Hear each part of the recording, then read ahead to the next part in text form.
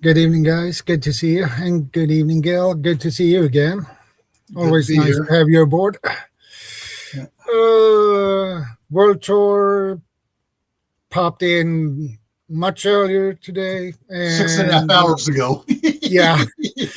The same for Mike. He popped in 3:54. So Crew 1351, that's on your side. And Yep. Troop 1351, the same. Good to see you guys. I'm feeling Clan Wolf on your side as usual. Yeah. And Feathers Creature, good to see you. That was that. Let's see if there... And Kane 71 in the house too. Yeah. That's on your side, I believe. No, Kane is on Mike's side. Mike's side, yeah. And we have Fire Dr. Ninja Turtle in the house. Good to see you again, Daryl.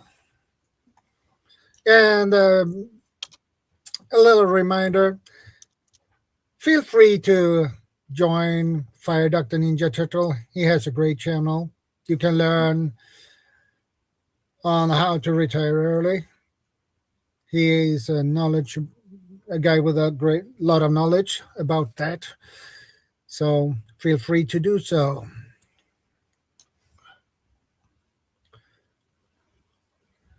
And Shannon Barrett is in the house. Good to see you again, ma'am. Purple Ale is probably on Mike's side. Yep. Good to see you. And the Bud Flies in the house. Good to see you. Yeah, that's all for now. But we'll wait a couple more minutes and let people join the stream. All right, I just got the announcement that we're live.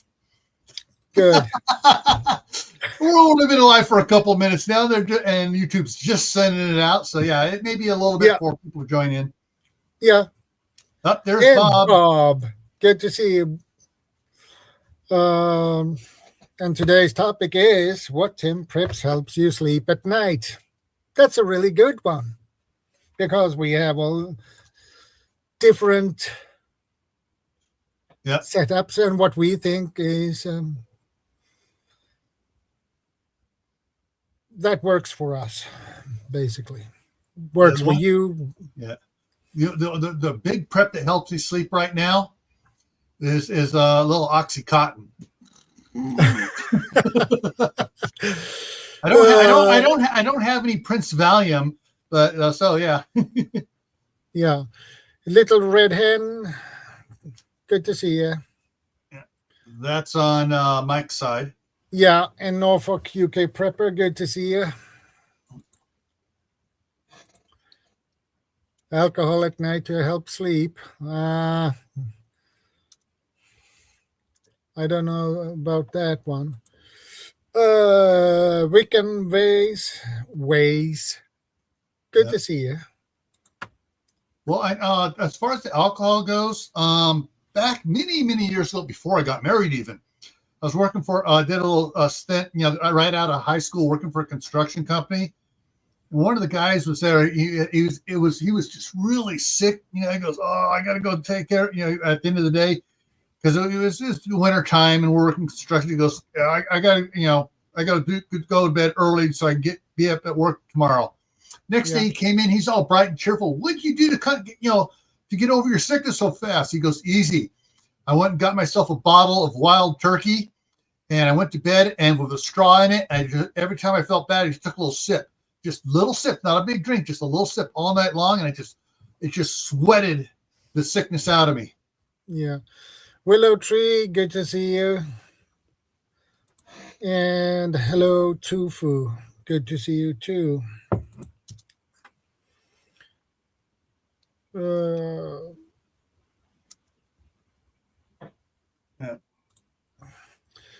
So for some people, that's one of the reasons they prep alcohol so they can sleep.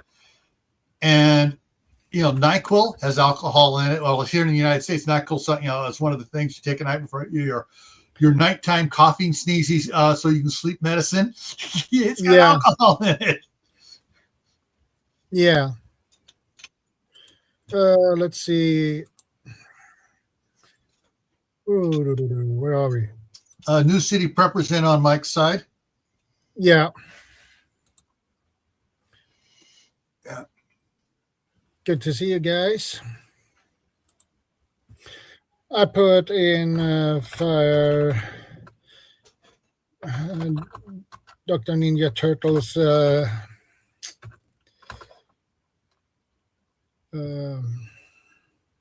channel in the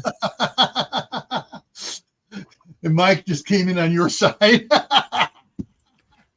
yeah.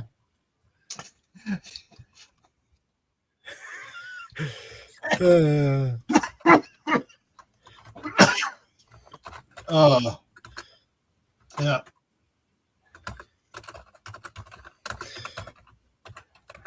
And Random Gamer came in on Mike's side. Yeah. I put Fire Dr. Ninja channel, Ninja Turtles channel, not channels. He has only one. Yeah. I put that in the chat so everybody can. Okay, so Mike has the kids. Yeah. I got the kids. Once they are all squared away, I'll be on. Okay, no problem, Mike. Good to see you.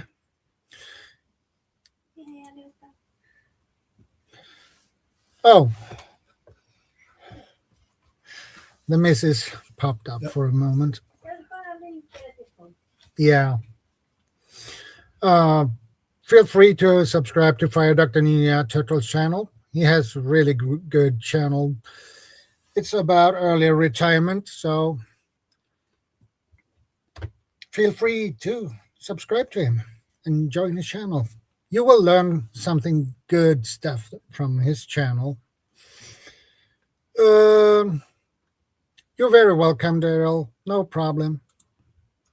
You know, I retired at 62 because all the program that the federal government had, they say, all right, it fluctuates with the cost of living stuff, and it popped up for me and several others. Says 62 is the best time for you to retire, and they sent the date they picked for me was the Saturday after I turned 62.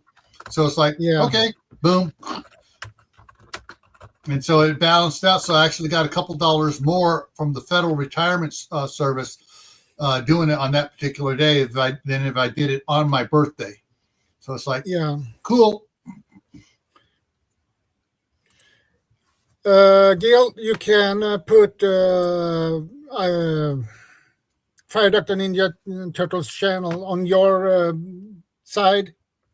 Okay. I put it in the private chat. So you okay. I was just going to do it. Yeah. Okay. It's a private chat. Where is there? Boom, boom. Okay. Got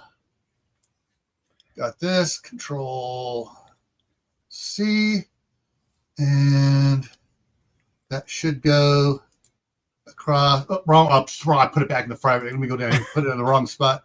Yeah. There we go. That'll go across, and it should show up. Yep, shows up on my side. Yeah, there it goes to those guys. So everybody has a possibility to click the link and join his channel. Mm-hmm. He's such a nice guy, so he deserves it. Let's see. So shall we jump on for today's topic? Sure. Begin with that. Today's topic is what 10 preps helps you sleep at night. Well, for me, it's food, water, first aid, information, have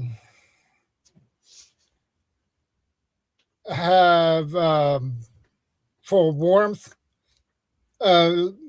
heater, and things like that, power bank or a power station,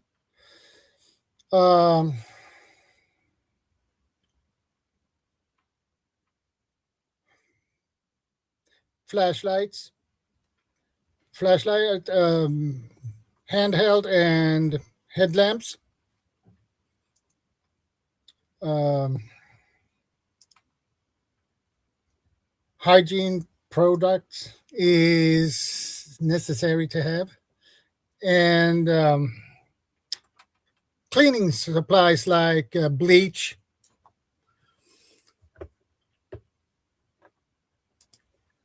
Yeah.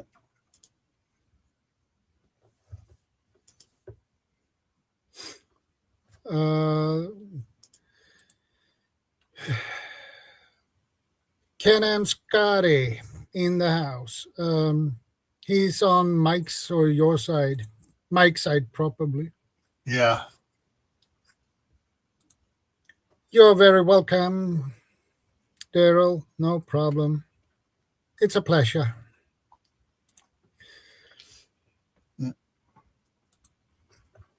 Norfolk says bleach, soap, washing powder. Yeah, tonight's topic, the first time I saw it was when I was doing a live stream with Will Russell, just in time prepping. Unfortunately, Will Russell did pass away a couple of years ago, but it was about 6 years ago he did it, and I was on there with him, Uncle Al, Die Bullfrog 79, Anthony from Palmetto Prepared, and Reed from Manifestations of Imaginations. And so about 6 years ago, we went over it. Yeah. And things change. Yeah, from it the does. first time we did it and stuff. One of the things that from then to now, one of the things that has changed is, I got 2 properties in Idaho now instead of just 1. The big property's paid for now. So that, all right, no mortgage on it. That helps me sleep a little bit better because I know that's secure and that one's set. The house in California is paid for, so that makes me feel a little bit better there. But there's all the little different things that go on. Some things make me feel more at ease now than they did several years ago, and some of the ones that felt good several years ago got moved down the list because these others moved up the list. So the list is in flux as far as as my outlook on life goes, and as I see what I need and what I don't need, it changes. But right now, I would say, so land is my number one thing. Having land paid for is the number one thing that helps me sleep at night. The next thing is my food storage. And a sub one of the food storage now is, so my wife has a pressure canner, an all-American pressure canner there in California. She has her new Instapot canner.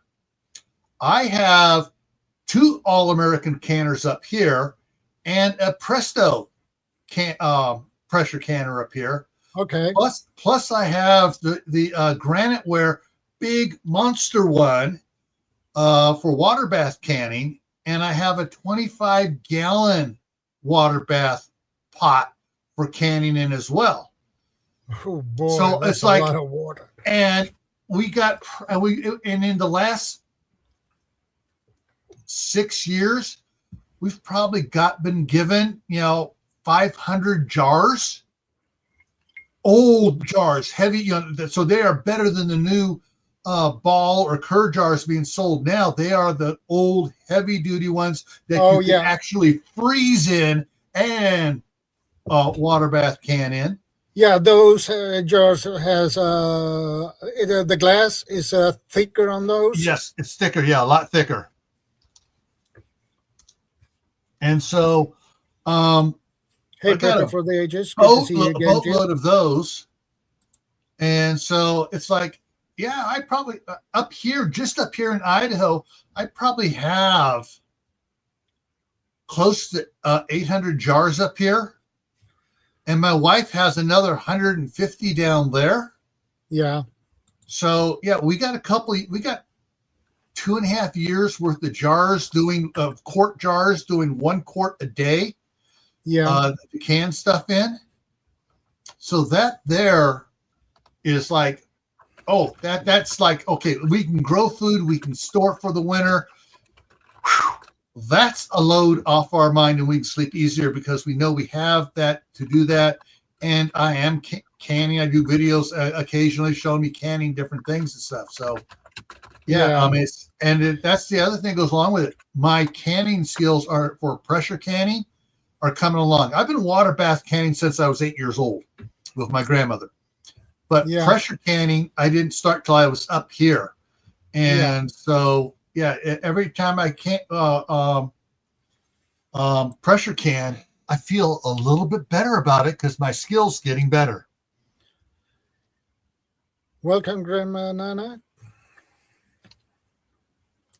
So that's good to see you again. That's one of the things there. Skills, and most of everybody on your side and on your side, Mike's side can't see what's being answered on my side. Troop 1351, Crew 1351, Phelan Clan Wolf are all Boy Scouts. Yeah, and their answers were Scout skills and Scout gear. Yeah. So, yeah. Well, actually, I could add an 11 point to these 10 preps. Yeah. Financial status. That definitely makes you sleep good at night. Because if you don't have the finances, you will not sleep that well. Norfolk has a question for me. So, have you blown up a jar? Nope. Never blown up a jar.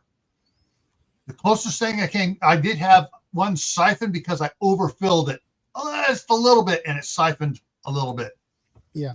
Hey, Nick Miller, good to see you. So, yeah, it's a, yeah. Oh, and we, back when I was a kid, we used Best Food mayonnaise jars to can the blackberry jam in. It's jam. All right. Yeah, it works. And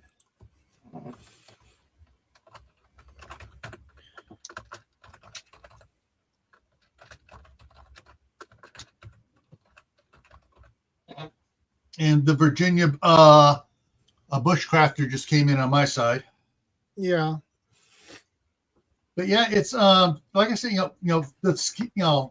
over the last 6 years,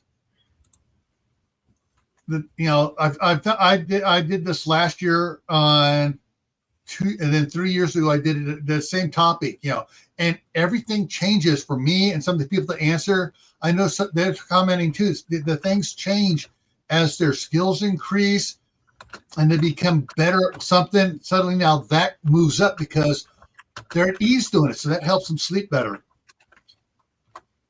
The one thing that no one has said in the chat, and I'm going to dance around it because I don't want to hit the algorithm.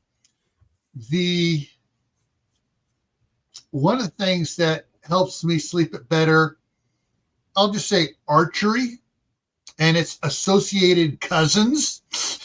Yeah. That knowledge and skill there helps me sleep better at night too. Yeah, archery is actually an art form. It takes time to get good at it. Yeah. It takes a lot of practice. So again, I got another question here from Norfolk Prepper. Yes. In fact, all right, there is a Facebook page called Rebel Canners. Tammy's Rebel Canner YouTube channel and Tammy's Rebel Canner Facebook page. And they're talking all the time about reusing and repurposing food jars, and especially the lug nut one, the lug top ones. They don't screw on; they just do like a quarter turn or an eighth turn, and they lock on. Oh yeah, I used some of those for the first time last month when I was canning the cowboy beans, and they sealed. Boom. And so it's like, yes, baby. And there's a tip to it, and they talk about it all the time over on the Rebel Canners Facebook page about the things to do it and how, you like normal canning, you do it just finger tight, you're not cinching it down. Well, when you're repurposing the jars that have the lugs on it, you crank that sucker down as tight as you can to make sure it gets a good seal on it. Yeah. Hey, Mark, good to see you. I'll be up in a few hours. In a few hours. Yeah. Yeah. But yeah, the what I really love going to be doing, we used to get the here in America, we had to have Smucker's strawberry jam, and we used to get I probably have like 30 of those jars just from up here from making peanut butter and jam sandwiches for the grandkids. And when we start doing jam, we'll be using those to do it, because now I know how tight I have to turn it to make sure it seals right. And so I'm like, why not use those for jam? Because and it's perfect. Because jam's one of those things you actually don't have to put a lid on it. You can just pour wax, paraffin on it, and it will seal. My grandmother said that's what she used to do growing up. They didn't have the lids out. They didn't have enough money for a lot of the lids sometimes. So when they were doing blackberries and currant jam and stuff like that, they just used the paraffin wax, pour it on there, and then recycle the wax for the next year. Yeah. But yeah, so that's skills and knowledge is definitely something that helps a lot of people sleep better at night. And most people don't realize that it's, once you have knowledge and skill, your stress level goes down a little bit. Yeah. And another skill, speaking of skills, fire making skills with a fire rod. That takes a lot of practice, because the learning curve is quite steep. You can learn the technique correctly quite fast, but to start a fire with it, that takes a lot of practice. Yeah.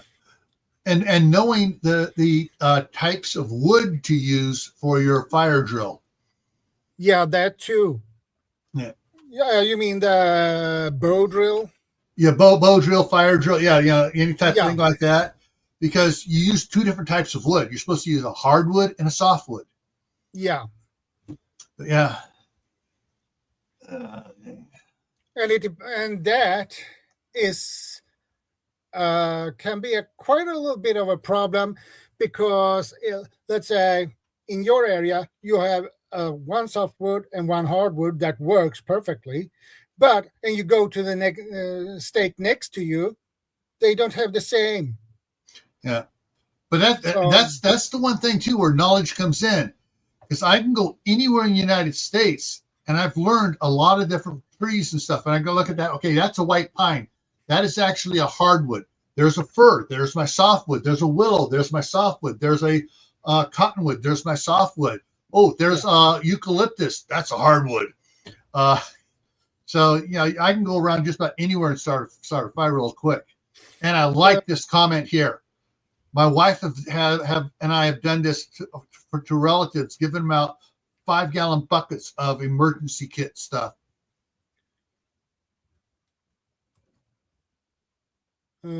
Yeah, that's a good idea. Welcome, Carolyn Wynn. Good to see you. Okay. But yeah, it's David Lynn. Be prepared. Good to see you. David Lynn, also known as your Prepper Principal, is his other channel. Yeah, Prepper Principal. Yeah, I'm subscribed to his channel. That one, at least. Yeah. He's a good guy. Yep. Yes, he is. One of the things that's that I hope everybody in here will take to heart is, just because you don't have the latest gear is no reason to get stressed out. I agree. It's you don't need the latest and greatest. In fact, I did a video, I did a live stream on it, about it, and we poked fun at those one trying to, buy my latest and greatest thing here, and it's just, like, no, get the stuff that works. Yeah. And it's like, there's things for Hey, SD Mounty Man, good to see you. I got more people rolling in on my side here. Hey guys, Yeah. Prepper for the Ages, Jill says, started gardening 15 years ago and found my soil was crap. Have spent a lot of years improving the soil enough to grow veggies and fruit trees. That's another thing you need to take in consideration. If you move to a new place, check the soil, if it's good soil or bad soil, or if it's totally useless. So in that case, you need to do a lot of work to make it proper. I have what works for me, says Mark. That's one of the things too. Like in California, the soil is a totally different pH than it is up here. California, it would fluctuate from, depending on just in the neighborhood, from 6.5 pH to 7.5, which is not a big fluctuation. Came up here and it was off the scale. My tester only went up to 8.5, and for a medium dark green, and it was almost black. It was so alkali here because we're on top of basalt rock. And so I figured, looking at the scale, I figured, okay, we're probably at a 9.5 or 10 for alkali soil. And in California, we could raise blueberries in the soil. Here, we're gonna have to put them in tubs, like my big IBC totes, and create the soil that is more acid than alkaline. Yeah.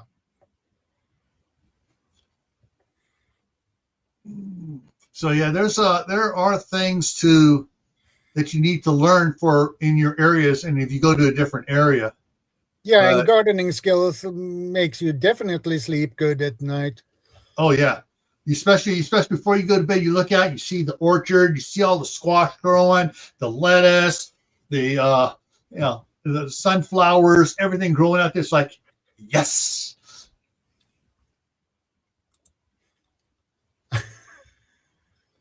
I'm also jealous of Grayman Prepping's tractor.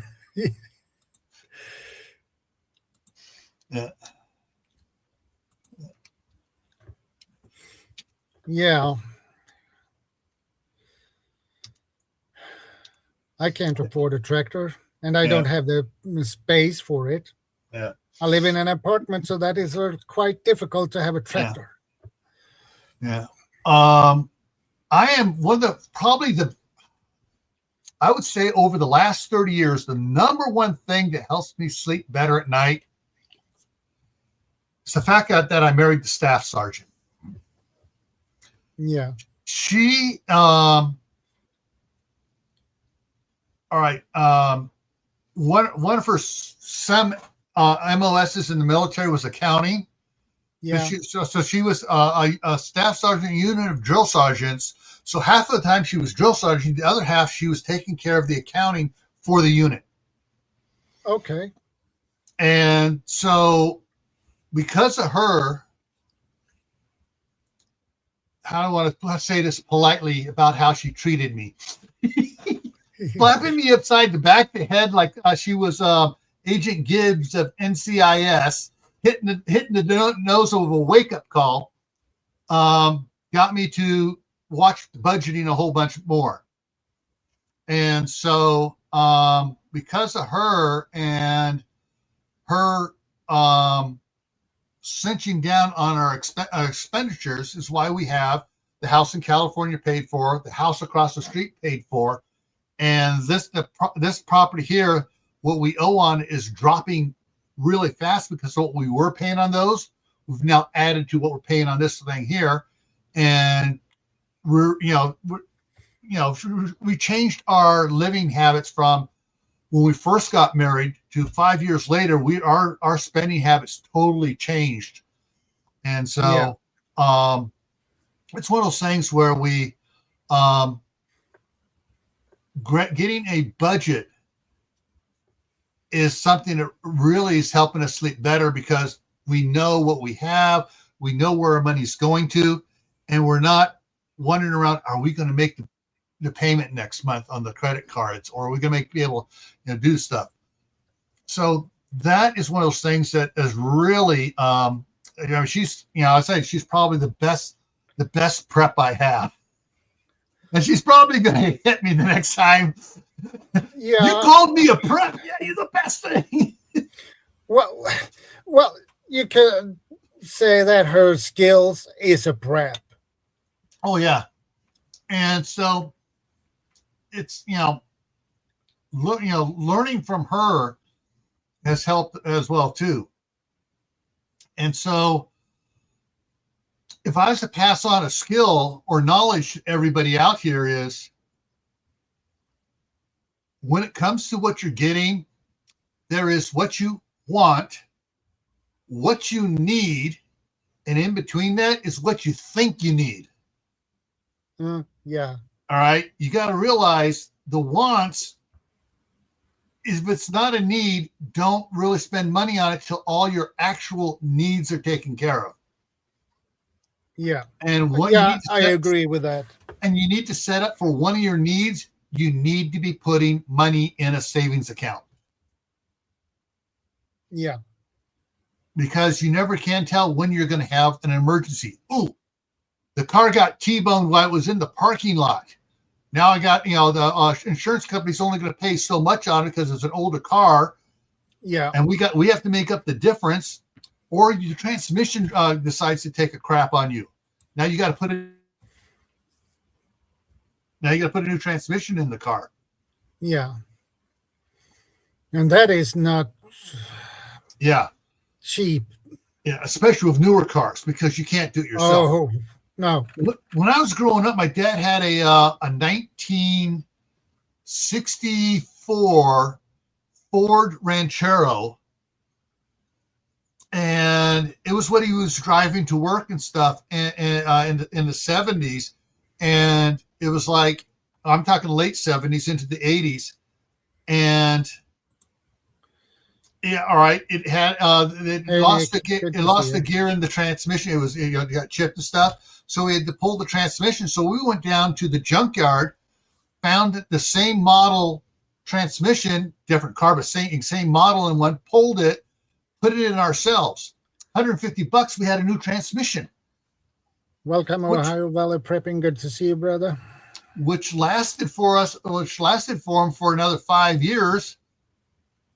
Used transmission out of a junkyard lasted 5 years, and for $150, it's like, to go to the Ford dealership would have been a couple grand to get a transmission put in it.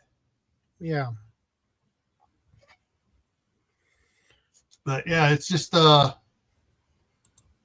things you need to look at what you're spending money on, and do you really absolutely need to do that, or is it a want?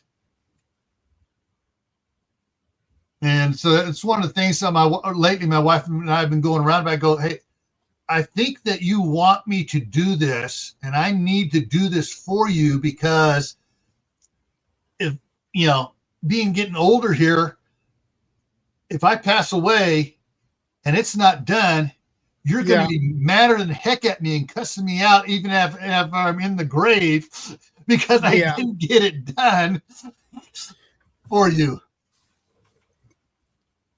Yeah, I definitely agree with that, because if you pass away, you don't want to leave that to your kids or anybody else. That would be a nightmare. Yeah, leave it undone. It's like one of the things I'm trying to get done is I'm trying to get the property here set up so when she's retired and she moves up here full time, she's not spending a lot of time trying to fix and make a garden. It's already ready for her to start planting, and whatever changes she wants to make on it are going to be easy. Yeah. Hey, Rift Security. Good to see you. Yeah. So, what preps make you sleep at night are tied to how it stresses you out other ways, not, and so the ways you may not even think about. And that's the thing is, you may have a stress about one thing, you're not thinking about it, and that's keeping you awake. Whereas if you take care of it and that takes a little bit of stress away from you, you're sleeping better, you're eating better, you're healthier, yet you don't really realize that this little thing made you feel, taking care of this little item made your life a whole lot easier. Yeah, certain things I wanted turned out I needed them, says Mark. Yeah. Little Red Hen says, only takes a guy on each corner of the bug to lift it and move it off the road if it breaks down in the intersection. Yeah, actually, when I was in the elementary school, me and my brother and two other friends, my teacher, she couldn't get into her car. So what did my brother and my other two friends did? We took that beetle in each corner. We lifted her car down the parking lot. She was really happy about it. Yeah, there was, as teenagers, we were 14, 15 years old. Our Sunday school teacher got the brand new Honda Civic when it first came out. It was weighed about as much as a motorcycle. And he I don't know what it was. He wasn't that much older than us. He was in his early 20s. Okay. And as a practical joke, after church, we hurried out, grabbed his car, picked it up, carried it up the church steps, and put it up on the I don't know what to call it. You came out of the church and there was about a 20-foot concrete pad there before it went down the steps to the parking lot. And we put it up on there. Everybody coming out of the church was just, he comes out and he's like, woo, woo. And we all acting like innocent as angels. Oh, brother so-and-so, here, let us help. We'll help you. We all went up there. 6 of us. We picked it up, carried it down, and set it back down in the parking lot. Oh, yeah. Little Red Hen. Yeah, they are super easy to work on too. Yeah.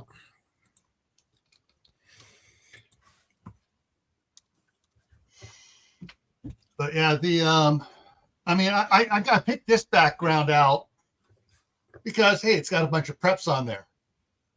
There's only a couple preps on here that I can say would help me sleep better at night.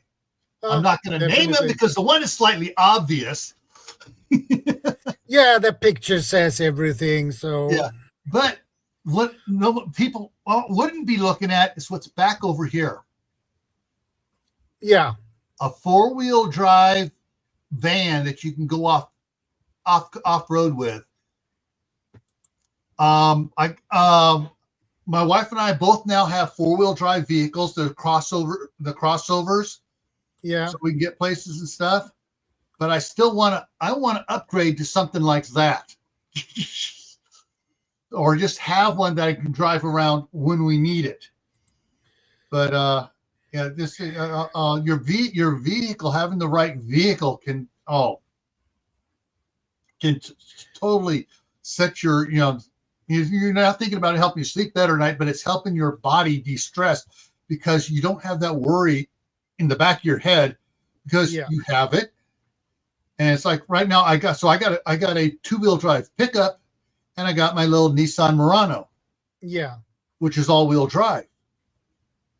But I would like to have a 3/4 ton or a 1 ton crew cab pickup or a 1 ton van that I had stick 8-foot sheets of plywood in the back, and I'd feel so much better if I had that. Yeah. Welcome, King Corso. Good to see you.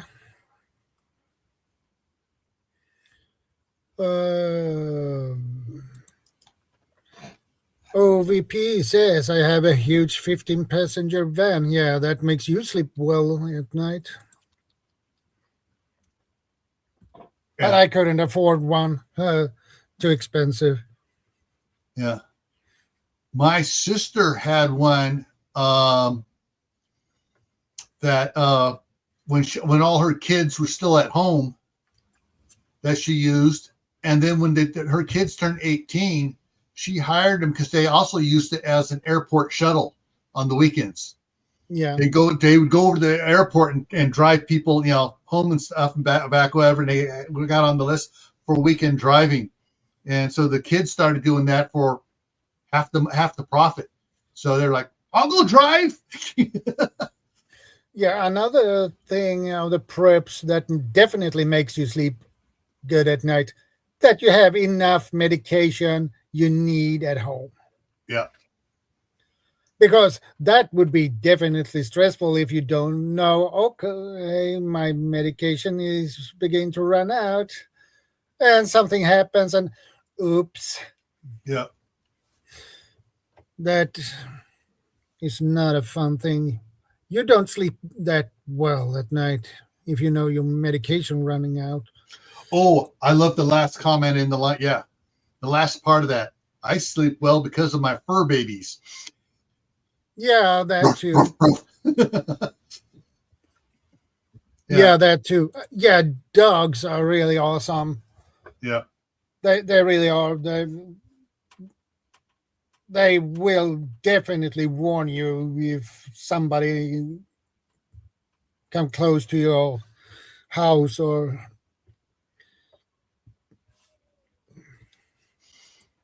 Yeah. Along that same lines of healthcare and stuff is so I have my CPAP plugged into my big Opus power station that I have in the kitchen to power the refrigerator and the freezer and the microwave and the grandkids' TV and VCR. So I also plug my CPAP in it for at night.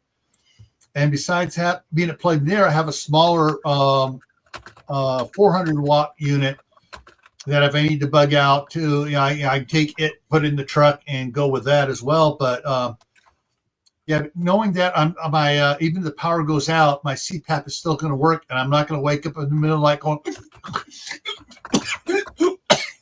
and trying to breathe. Yeah.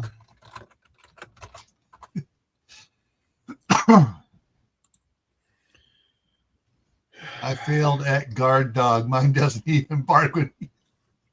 Yeah.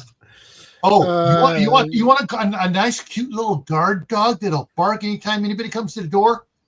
Chihuahua or Papillon? They go friggin' bananas. It doesn't matter if it's someone they know. They hear somebody outside and it's like, oh.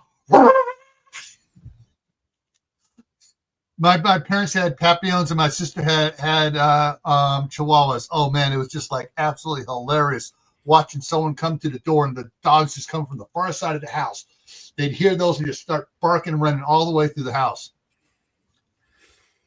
Yeah, and John says healthcare is one of the few areas where even preppers fail to prepare as much. Yeah. I have to agree with that. It's easy to forget because most preppers focus on gear, food, water, and things like that, but they forget about the healthcare. Yeah. Little Red Hen says, I'm taking herbal classes to help compensate for after some meds run out or low and for use now. Yeah, that's a good thing. Yeah, there are several homesteading channels and prepping channels and stuff that are getting big into. They started dabbling at first, and now they're getting more into it, making the medical tinctures and stuff like that after doing their research. Yeah. So yeah.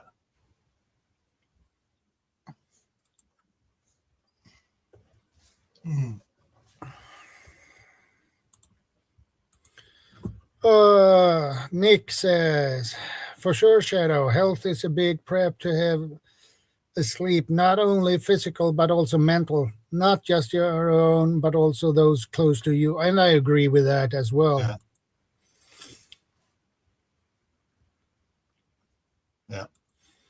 There are a lot of weeds you can eat. Yeah. The number one is dandelion, and then there's then there are some types of thistles and stuff that are really good for it. Yeah, there is another weed. I don't know the English word for it, but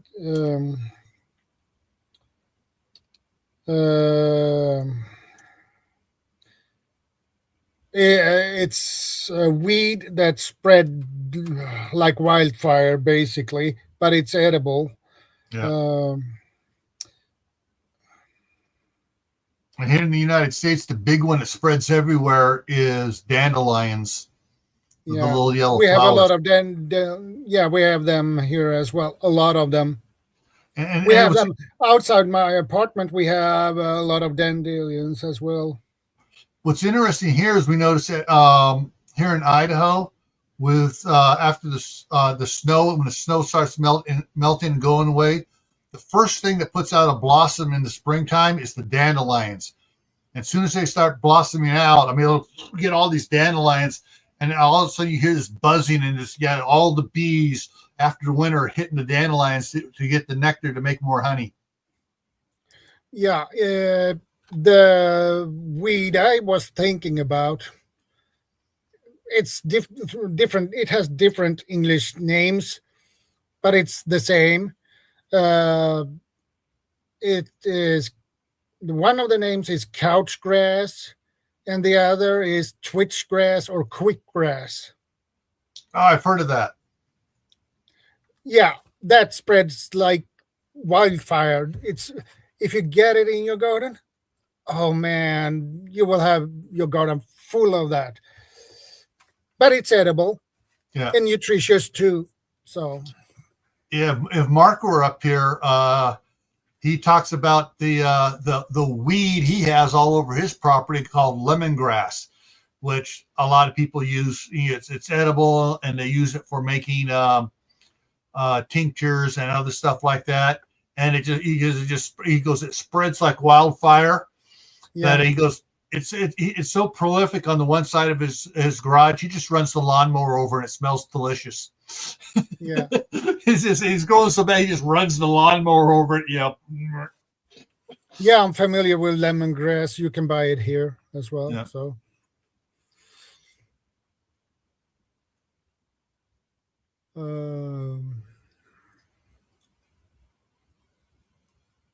Yeah.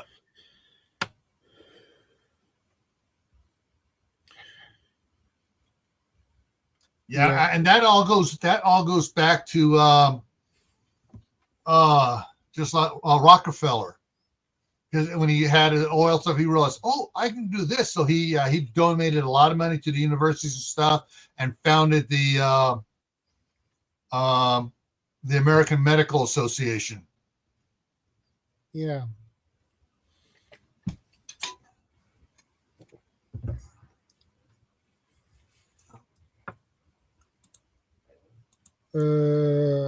Mallow for inflammation, plantain for poultice, for drawing infection or puncture wounds, burdock root for detox. I can't even pronounce that word. Diuretics. Okay. Mullein for respiratory cough suppression, and on and on. Yeah. Oh, yeah.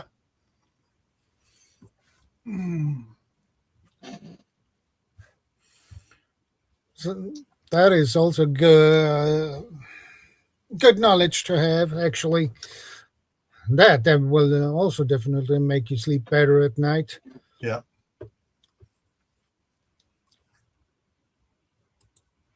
Hey, Mike. Good to see you. Good evening. I broke your symmetry. You had the title above you, you had the blue line down the middle, and I've just ruined it all. but we got the first aid kit and the cannons, and the guy's sleeping nice. That's how I sleep. I sleep with a can of soup. So, Mike, what is your 10 preps that helps you sleep at night?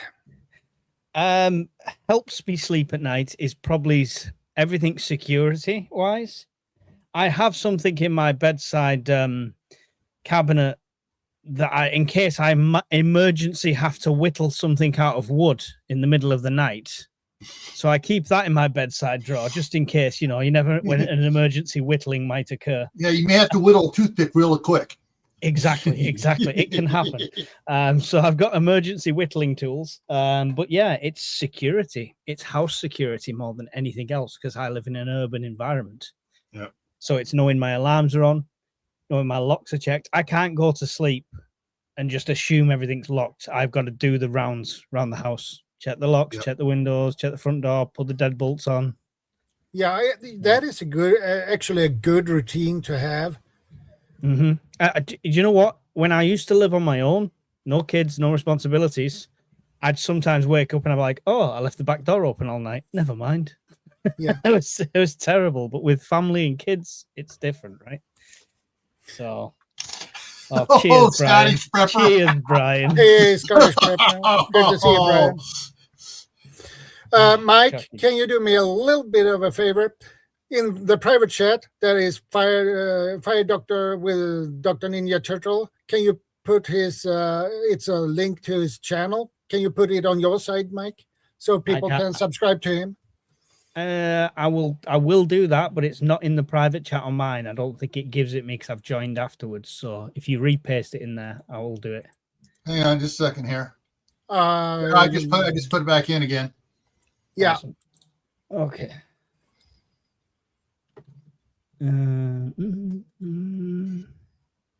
Because he has a great channel and on early retirement and financial things, he's really good at it. Okay, excellent. Is he a prepper? He's let's say on the basic level 2, basically. So okay, he wants to be more prepared than he is. So yeah, right. Okay. Well, if he wants to, he can come and join me on a podcast. And I can talk to him on my channel, and then we can promote it that way. Always fun. So, Dr.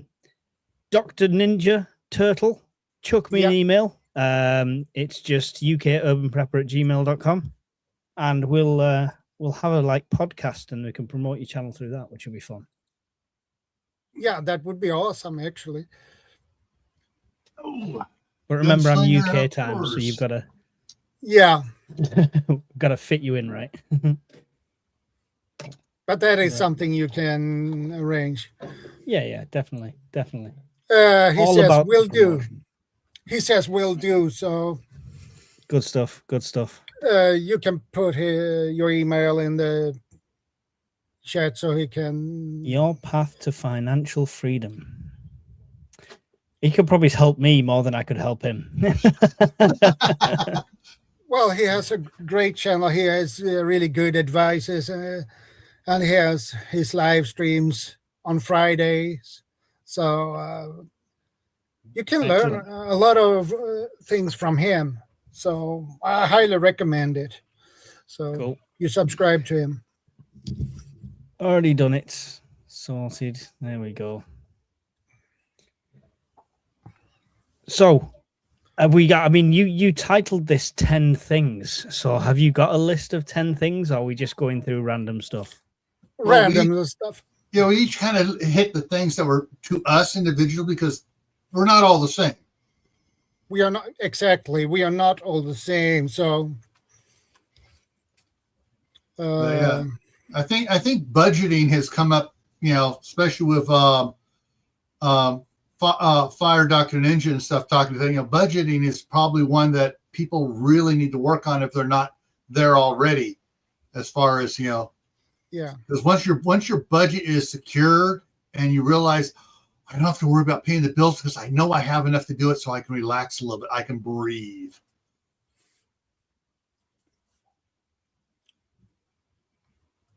He already sent you Mike's an going email, off Mike. grid bus. What's that? I've emailed you. All right, awesome, cool. I'll pick that up. I almost bought another power bank this week, but then I remembered van needs road tax and 2 new tires. Bugger. Yeah, that's a bummer. But There's always something. things- It's like February is the shortest month, so it's like people get paid early, and it's like, oh, this is great, but it's still a full month's bills, right? yeah. Mike's going off grid bus camper conversion. Conversation, I think he's conversion. Yeah. I'm not doing that. I haven't got the money for that. No, that is definitely expensive. Yeah.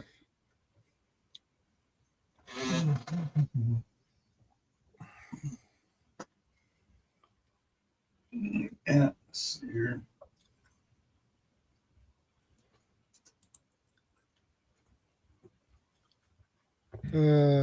Still competing with kids in the background. Apologize. Yeah, no problem. Yeah. So if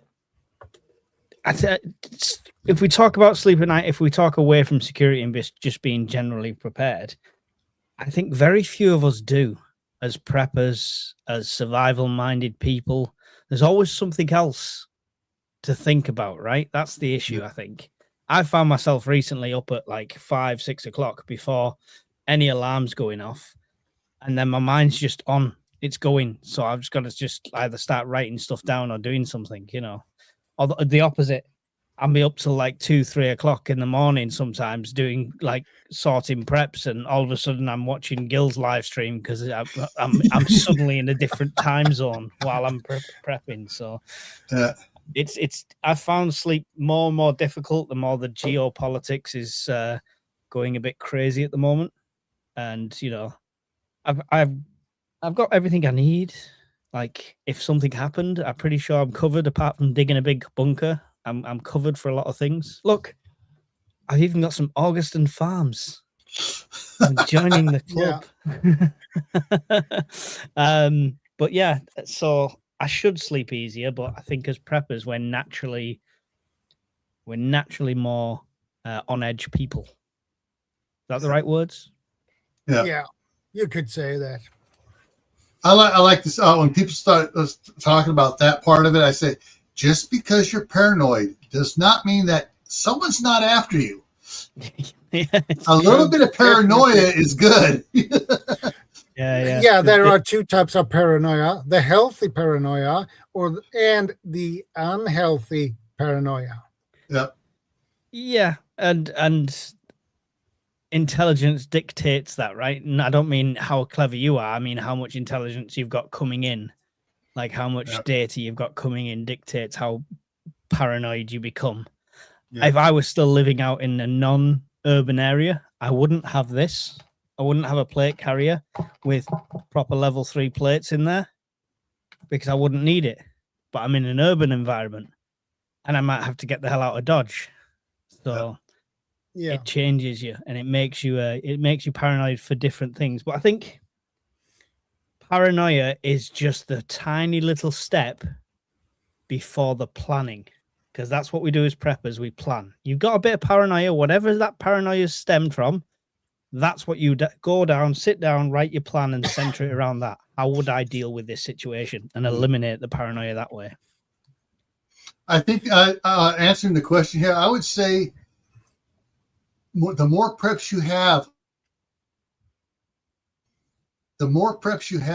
are the medication to let you know that you're okay. The preps are the medication.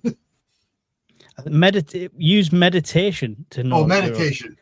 Yeah, meditation to know that you're okay because you are prepared. I use that with family.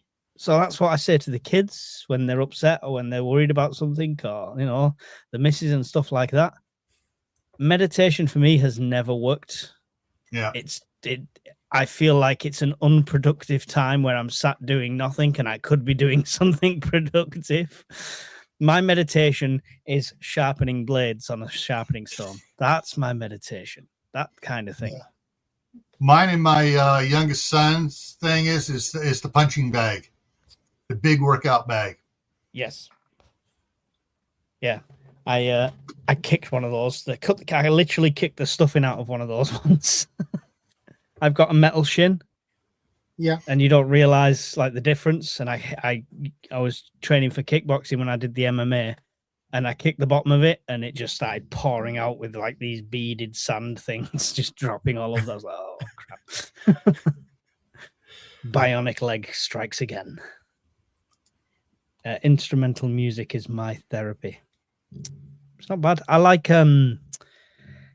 GMA Nana. I like Two Steps from Hell, I think it's called. They're like an orchestra band, and you'll hear like Heart of Courage and stuff like that, and you'll recognize it from a lot of different TV things and films because they use their stuff from there. But it's really good non-vocals, just like classic but inspirational music. And Fire Dr. Ninja Turtle says, I like that. Meditation by sharpening blades. Actually, that is actually a form of meditation. You just don't need to sit and do nothing. You can, for me, meditation is to be camping in the wilderness and sit by a lake and fishing. That is my type of meditation. Yeah. I when I go on camp on my own, like throughout the summer for work, I'll sit. It's not whittling because I'm not making anything. It's just a knife and a stick, and I'm just taking layers off it, and it's just lets my mind go to sleep while I do it. You know. Yeah. My mom used to really enjoy going out into her garden and just puttering in the garden because she had, once she's out there, it's like, okay, I can move my plants and move the bees and with this. I'm one with nature, and yeah. I'm hoping to get that way. I've got my seeds. I've been sorting my seeds out this week. That's good.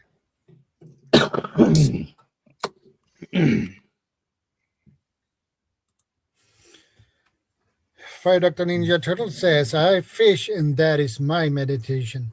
I agree. Yeah. I just can't do the whole it's just that doesn't work. Yeah, right now, I'd probably say that my meditation is working on my novels. Yeah. I just sit at the computer and I just typing away and just, weaving a story and doing it, making it, making it make sense and doing everything, just having a grand time at that. And it's, Yeah, I think it's sometimes it's less about meditation and more about escapism, right? Yeah. It's just escaping all the day-to-days, the noise. So whatever you do, like you're doing your novel, like camping, like being outdoors for Shadow. When I used to do reenacting, that was a weekend away from technology, phones, absolutely everything. It was just a complete detox from the world, which was great. Yeah, I agree. Like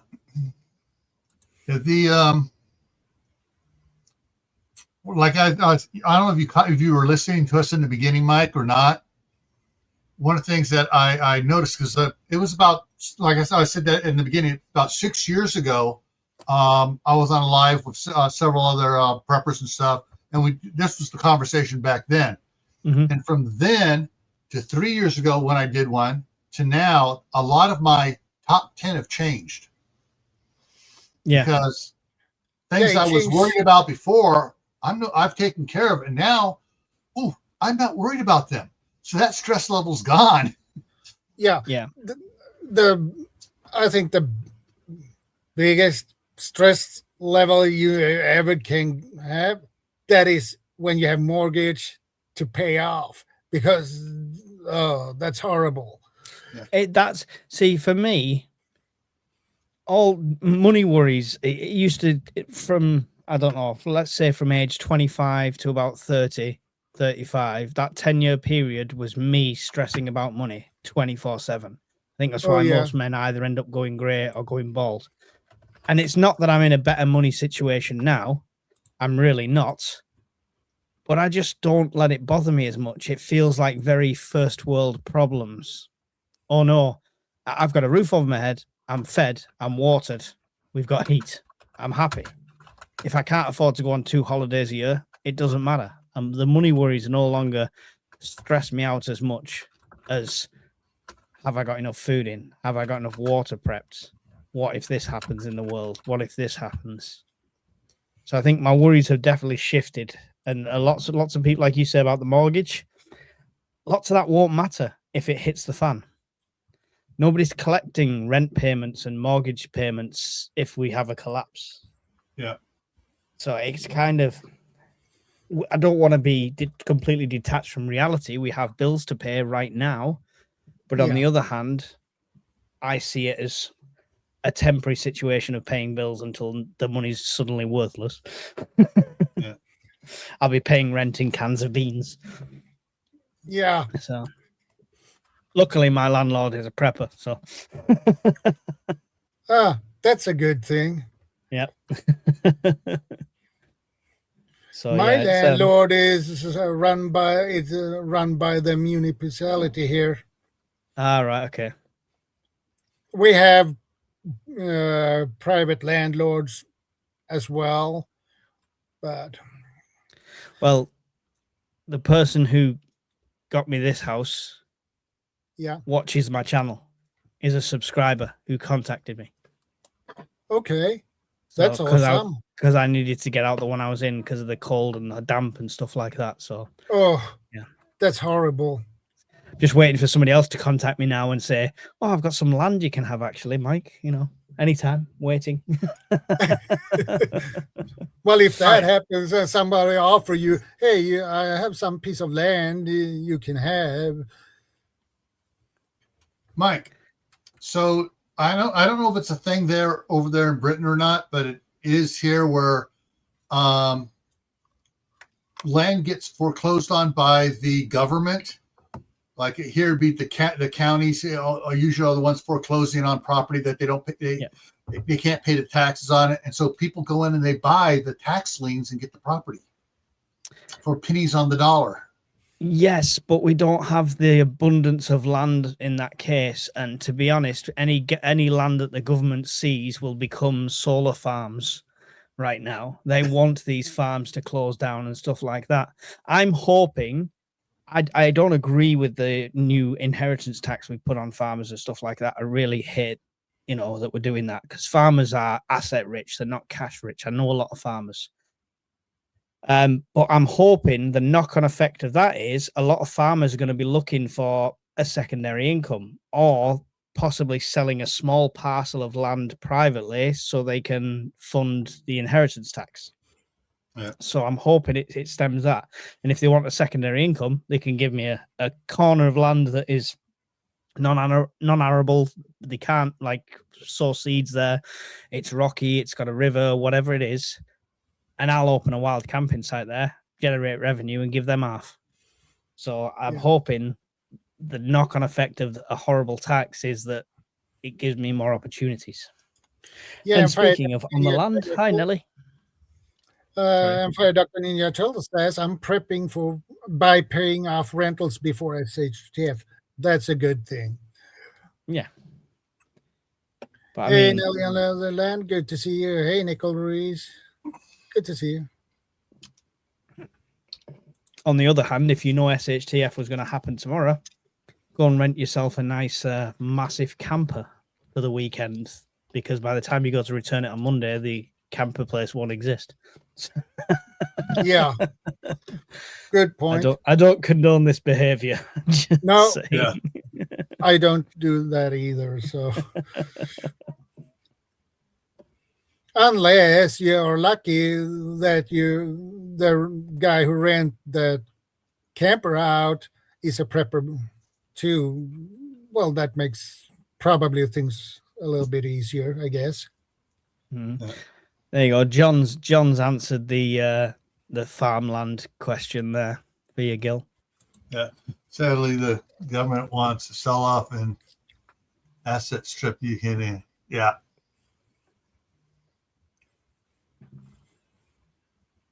Yeah. It's just another. Well, I was saying, it doesn't have to be Mutation. farmlands. It could just be, someone has a half acre here. Yeah. Somewhere, even if it's in the city, like a warehouse that, not doing anything. And I saw there was a TV show called Grimm here in the United States, where he bought the paint warehouse there, and he and Adeline moved into. Boom! I mean, that's a great. I would love to have that warehouse. That'd be a great prepper warehouse. But honestly, it's because of the price of land over here, and it's not an abundance, and we've got this fictional. Oh, we can't build any more properties because it's taking over all the green land. That's a load of rubbish. It's not at all. We've got loads of countryside. Properties just become so expensive, and I mean, you're talking like a site where 3 factories have been knocked down and it's just rubble and then the foundations need work and stuff like that, and it'll still go for a couple of million. It's just insane. So yeah, you've got to go really out to the sticks or get a bit lucky. But I'm hoping, like I say, meet a nice farmer, do me a 99-year leasehold on this corner of land that you're not using anyway, handshake deal, and I'll make some money for you. Here in Sweden, it was a couple of years ago. They had I think it was the municipality.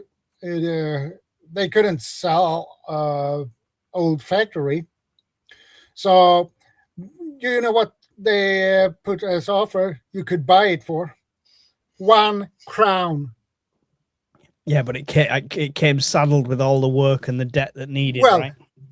Well, the catch is you need to pay for the renovation of it.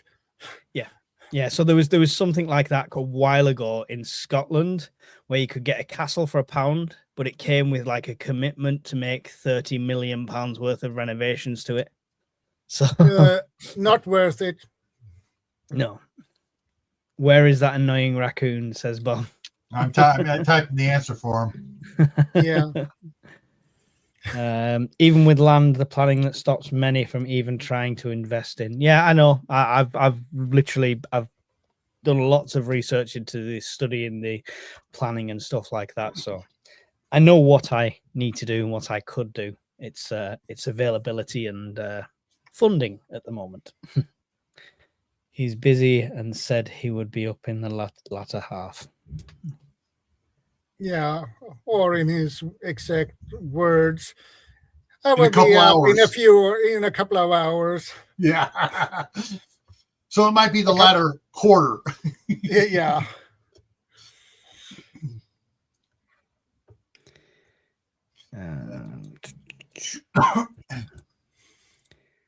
I would like to have my own land with a nice little decent house on it. I honestly, that costs too much.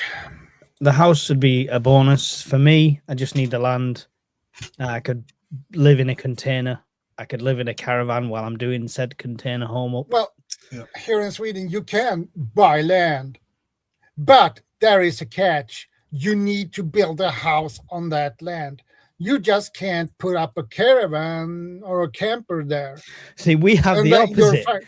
We have the opposite. You can buy land and you're not allowed to put a house on it, like the Forestry Commission and stuff like that. You're not allowed to build any sort of permanent structure. So there's all sorts. It's so weird over here. Yeah. And when I got mine, it was for that here. bug out location, investing in a big plot with others. It's the simplest thing currently. Yeah, I mean, I'd love to do a group of us. Every time I've kind of brought that idea to the forefront, people are like, yeah, but nobody wants to pony up. Nobody wants to actually step up and do it. It's just talk, unfortunately. So raccoon is hiding from the cruise For missiles. cruise missile. Fun. Well, I would like to have a 6-acre and with a decent house on it. Nothing special, but you have to pay maybe 2-3 million for it. Yeah. You can get land cheaper here, and then there's ways of doing it. But how do I save? I'm a one-income household at the moment, and everything goes out on bills and stuff like that. So I've got to think outside the box, like rental land or something like that. Nelly can just give me half of what he's got. It's fine. Fire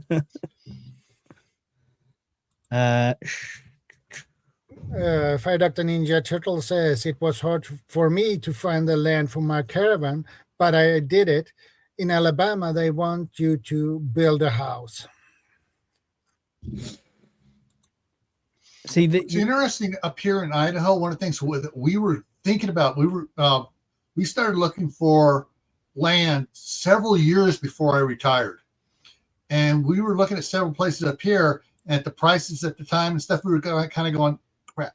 Well, we could just go ahead and buy some land and build a barn, and then get a travel trailer and just back it into the barn and hook it up in there. That's what we were planning on doing until we wound up getting the place here in Basalt. And it was just like, a lot of people were doing that at the time, 8 years ago. They were getting land, building a barn on it, and making sure the barn was permitted to have a toilet and some water in there for, hey, we got to be able to wash and poop while we're taking care of the horses and stuff. So they get a permit for that, and then they would just put a travel trailer in there and run the hose into the sewer. And bypass a lot of the stuff, and it's just because it's not permanent. It's just So where we do our Scottish meet at, they give me the initial idea. They're a campsite, and then as soon as they're open as a campsite, they have to be there 365 days a year because that's how often they're open. So then they have temporary accommodation on there. Then they need tool sheds to maintain the land, so they get a foundation poured and permission for concrete to build a big tool shed. Once that foundation's on, after about 6 months, you can knock down the tool shed and start building a house on said foundation, because it doesn't matter because the foundation's already in place. So they'll actually give you permission for that. So that's what they're done. Mm-hmm. And it's worked for them. There's other ways around as well. Somebody mentioned if you have cows, then it's they're a high maintenance animal and you have to be there 24/7 as well. So there's that.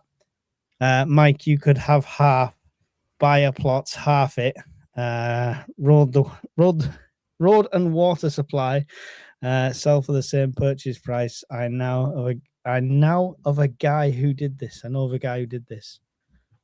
Oh, buy a plot, half it. All right, okay, like sell the other plot. Right, okay, I get you. I see what you're saying. Well, it's like along that line. I haven't got the initial buy a plot of money. Yeah. the property across the street that we first bought here in Basalt, our real estate agent happened to be driving by when they were putting up the for sale sign. She stopped, took a quick walk through, and she goes, I got a client who'll buy it. We want to sign papers right now. Called us. I bought a house for you.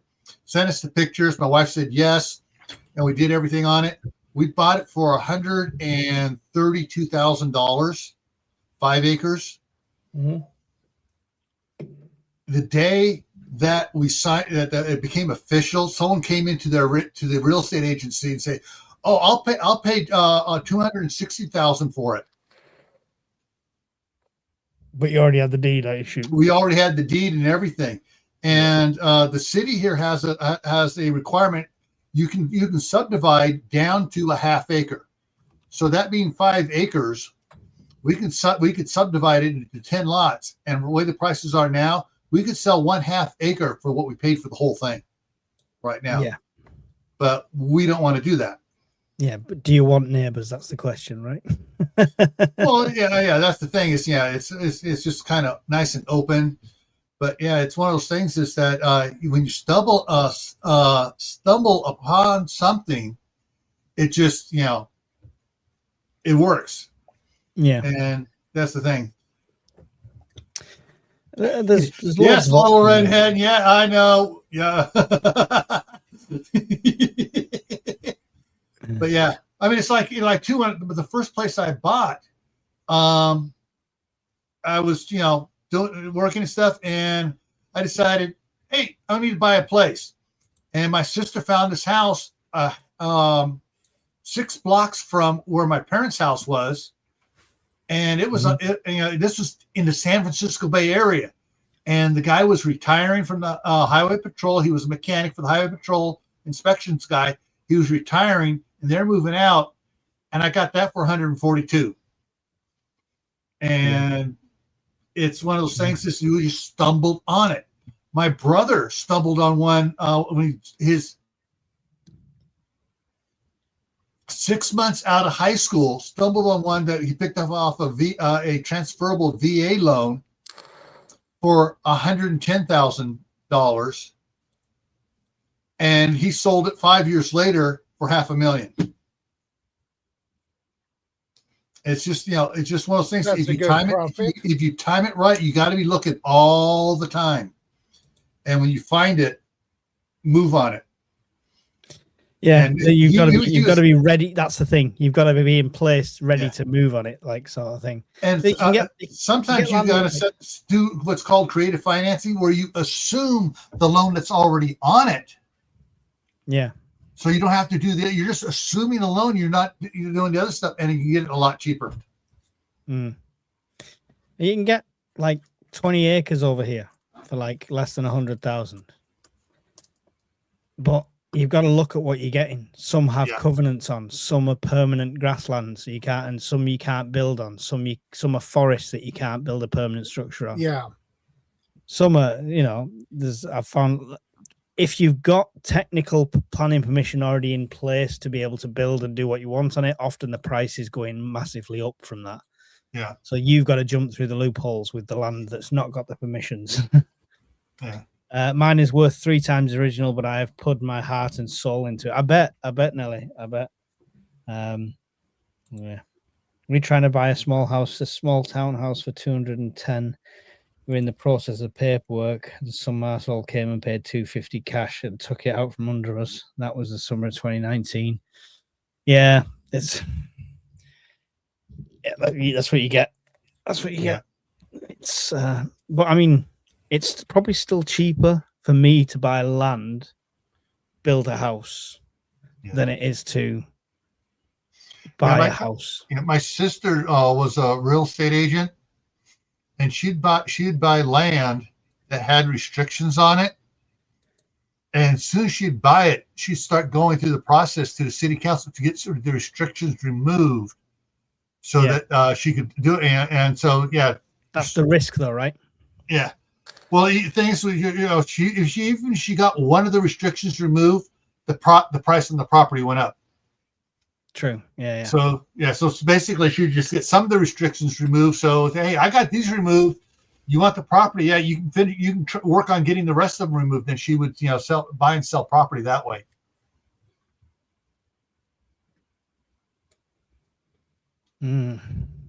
Just found. Sorry, I've just found 34 acres in Penrith, Cumbria, which is kind of the I'm not going to get nuked area of the UK, for 110,000. The land benefits from natural water supply. It's got valleys and rolling hills. That's pretty.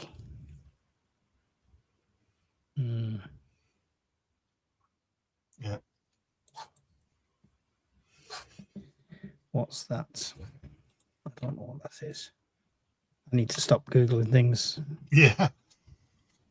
So Nicole Rue says, my dad is in California. Yeah, well, that's where my wife is still right now.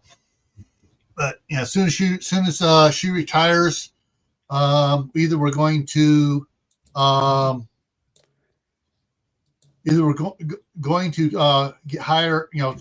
get a property management company to manage the property as a rental property, so we have income coming in constantly. We don't have to worry about doing any repair works and stuff like that.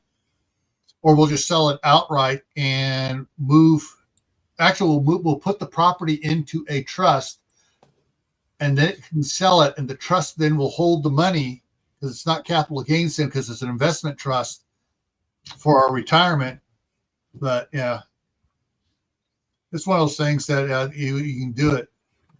It's neat if you can do it and do it right. Yeah, that would help me sleep better at night if we're going to go on topic with it. Yeah. Owning land. That's one of the things. The first thing I said, my big one was owning land. It's one of the things that makes me sleep better at night. As soon as we paid off the house in California, it was like my wife and I were both like, "Oh, the house is paid for. We got it. It's ours. It's secured." And then when the house across the street that we bought up here, when it was paid for, it was the same thing. She was like, "Yay!" She sent me a big old email, with some of those dancing emojis on it. "Yay! It's paid for. It's paid for." So yeah, 5 grams of gold, 10 ounces of silver, and as many sheep as you can handle. Excellent. I mean, the 10 ounces of silver is probably a decent amount at the moment. What's that? Silver's still going up, isn't it? Yeah, silver has gone up in price. I've posted that land. Anyone's on Discord, I've put it on the public chat. I've said this is found this for my birthday present. You can all chip in. It'll be okay. There we go. 33 acres is enough to build enough prepper homes for you all to come and live with Mike. There we go. Fun. Yeah, and sooner or later you have 400 people staying on your land. That's all right. That's all right. One of the we things call them people cattle. Yeah. What's interesting, Mike, for my Tuesday night live stream, it's about creating a prepper group. That's the topic, is creating a prepper group. And one of the things I'm working with other people is like, if you're buying land and you're going to, as part, set it up like a corporation where people have leases for the different things. You want to make sure each person has at least an acre and a half, no less, because that way they have enough land to raise some animals, whether it's sheep, alpacas, goats, whatever, and put in a decent sized garden to be able to live off of if we go into Twaki or major SHTF event. Because you don't want to have you get a half acre, that's too small. Yeah. Mm. Well, I mean, hey Timmy Harder, good to see you. It depends how you run that, right? Yeah. So I foresee a community of like, if I had the land, I've always said I'd do this. I'd have like a pre-made campsite. Let's call it Mike's off-grid holiday resort, right? Completely off-grid, sustainable living. Come and go on holiday with me. You can buy a holiday home on my sustainable resort, Gil, for $25,000, for example. But that's forever.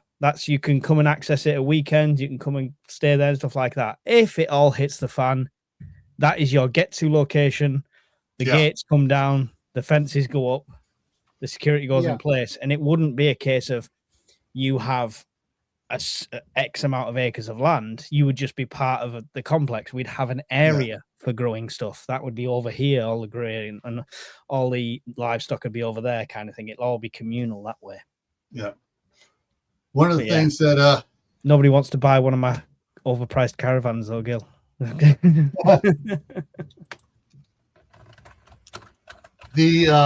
Actually, what's so funny is with my novels and 2 different ones, they have that type of setup where they come in. There is a pad, put a travel trailer and a vehicle on, and they get a cargo container next to it on each side of that pad, but then it goes back for an acre's worth for them to have their own garden on, because not everybody wants the same type of stuff.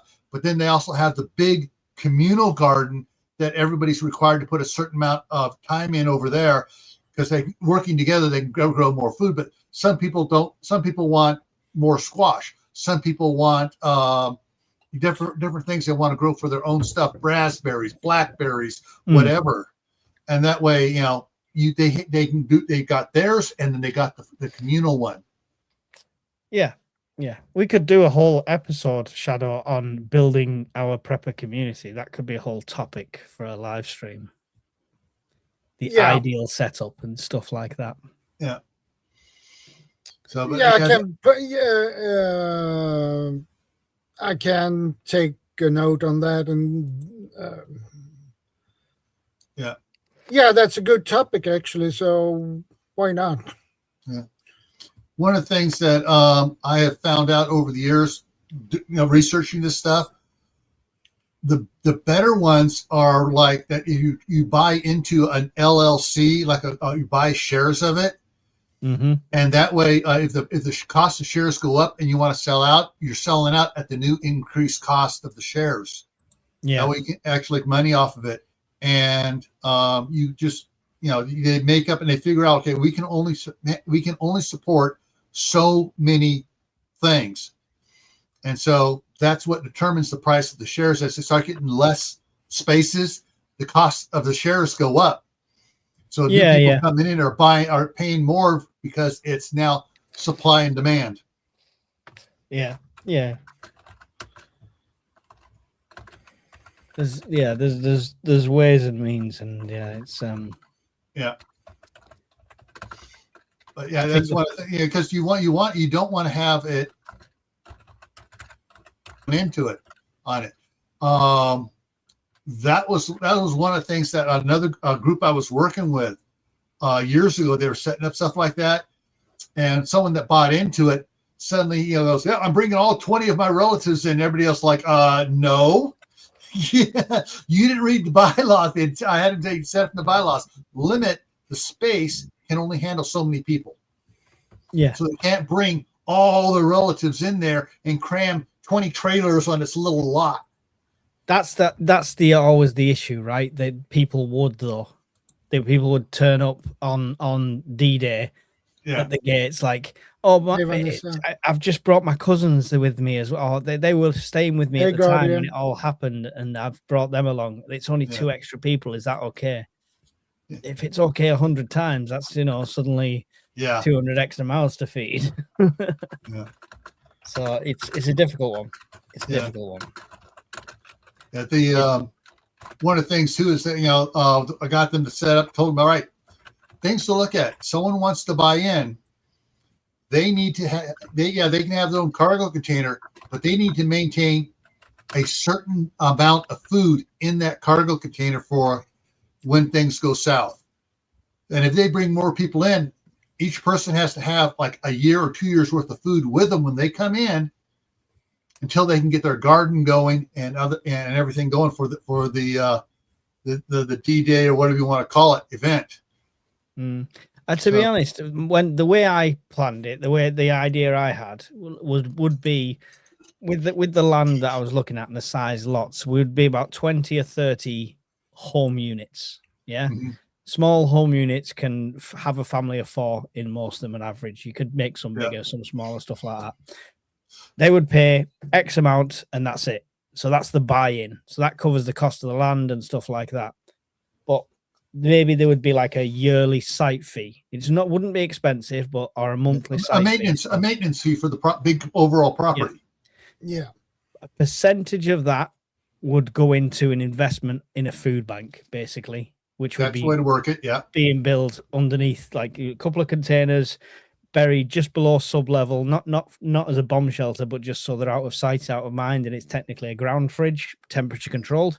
Yeah. And that would be literally every month when them subs came in, X amount of percent would go into freeze-dried foods, would go into dehydrated foods and stuff like that, and you'd build up a stockpile there. Yeah. And hopefully they'd have the sense to, when they make the trip, if it hits the fan, to get there, they would bring as much stuff as they could anyway, right? Yeah. But if you had 30 units pre-sold for something like that, like you see people do it in America with like the old missile silos and stuff like that, the chances of all 30 people getting there in a real emergency situation are slim. Yeah. You might get 50% that make it there. Right. You don't know who's been affected instantly, directly, roads that are blocked, things like that. So, yeah, there's all sorts of factors. Yeah, the farther they are away from the community, the less they're likely they're going to make it, because roads are going to get jammed up. You're getting eaten. Everything else. Sorry, Dang. Rift said if you've got no skills, you're getting eaten. Yeah. Yeah.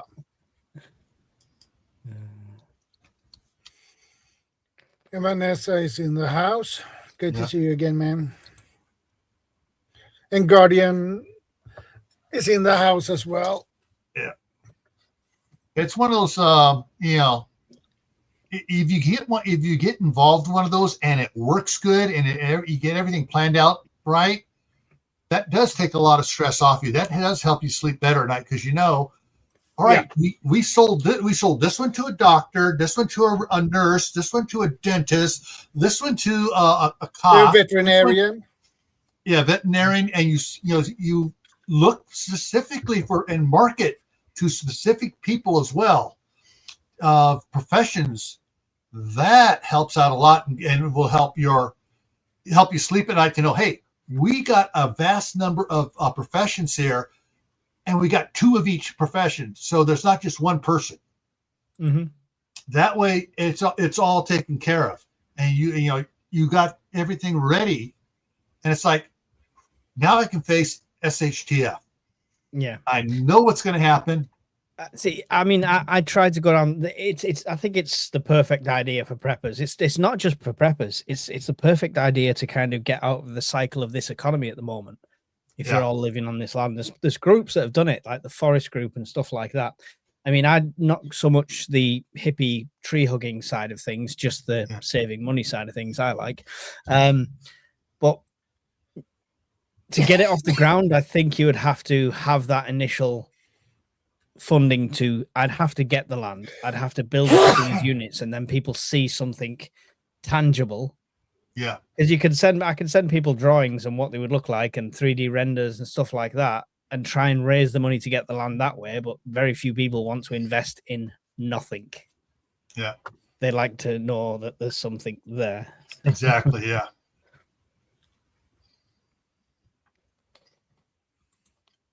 So that's the thing is, and if and the one comment, are you prepping for the village or your family? And that's one thing you got to realize too. If you are doing one of these things, there are bad people everywhere.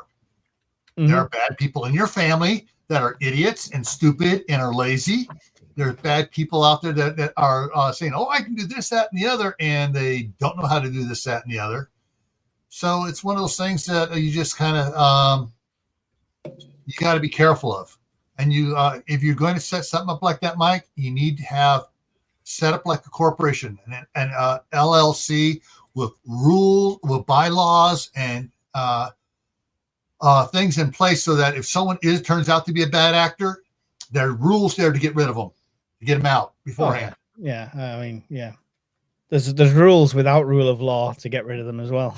Yeah, that too. But in good times, if they turn into a bad actor during good times, you want to be able to get them out and get a good person in there. Yeah. But Vanessa has a question. Does your network take into account you as casualty too? That's a good question. Yeah. And that's one of the things, like just with what I'm doing here, but for my with my immediate family and stuff, and my wife, I'm trying to get everything here set up so that if something happens to me, they can handle everything, and most of the work's done. Mm. So that's why and my wife says, "What are you doing? You're doing for me." And I explain it to her. She goes, "Okay, you are trying to do it for me." Everything I do with my network at the moment is nothing to do with me. I could be hit by a bus tomorrow, and the UK Prepper Network would continue, and that's the way I've set it up from day one. Because That's awesome. I mean, it's all right saying I'm a YouTuber. This is my Discord. This is my thing. You've got to do everything I say and be with me. Didn't want that. I wanted the UK Prepper Network to surpass whatever I do on YouTube, and I could go off the handle and go completely nuts and off it and disappear, and it will carry on because we've got a team of people running it now. So in answer to the does your network take into account you as a casualty too, if I got to the point where I was setting this land up, it would work in a very similar way. It would not be Mike with the master gold key. It would be a group of people, a council as such, that run it. So I'm expendable. It's fine. We know this.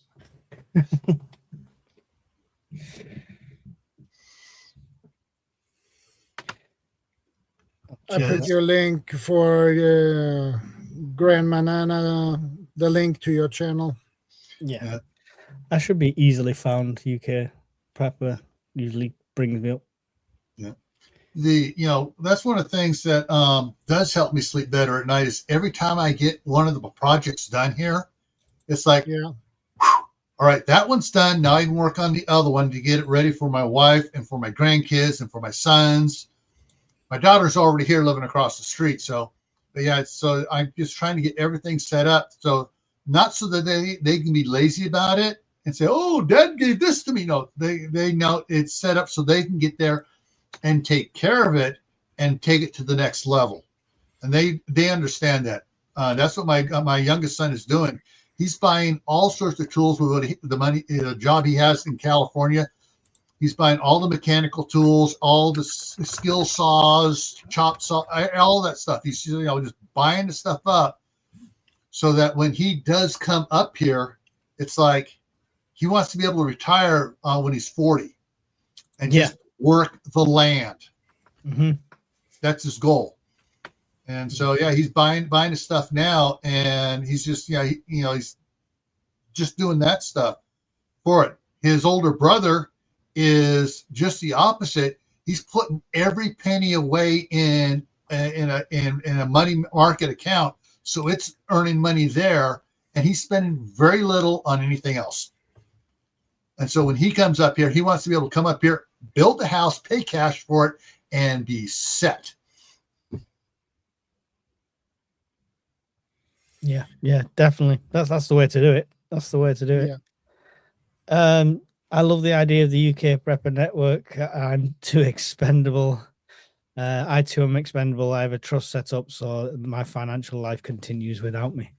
Always good. Always good to plan that in peace times or in bad times. But it's the same that way. Is another thing, because as you said, you can get hit by a bus tomorrow. Yeah. And it's nice to have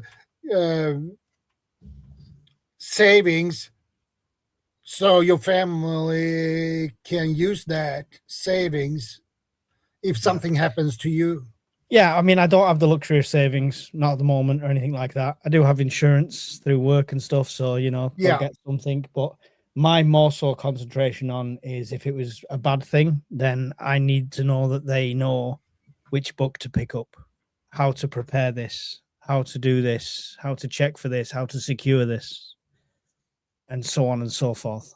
So hence the where are we going on holiday this year? Camping again, kids, whether you like it or not, because you will be learning. Learning how you get more thrilled about the camping stuff? We're bringing a Dutch oven and we're making monkey bread and cinnamon rolls. How to get them unexcited. Can I take my tablet? No, you can't.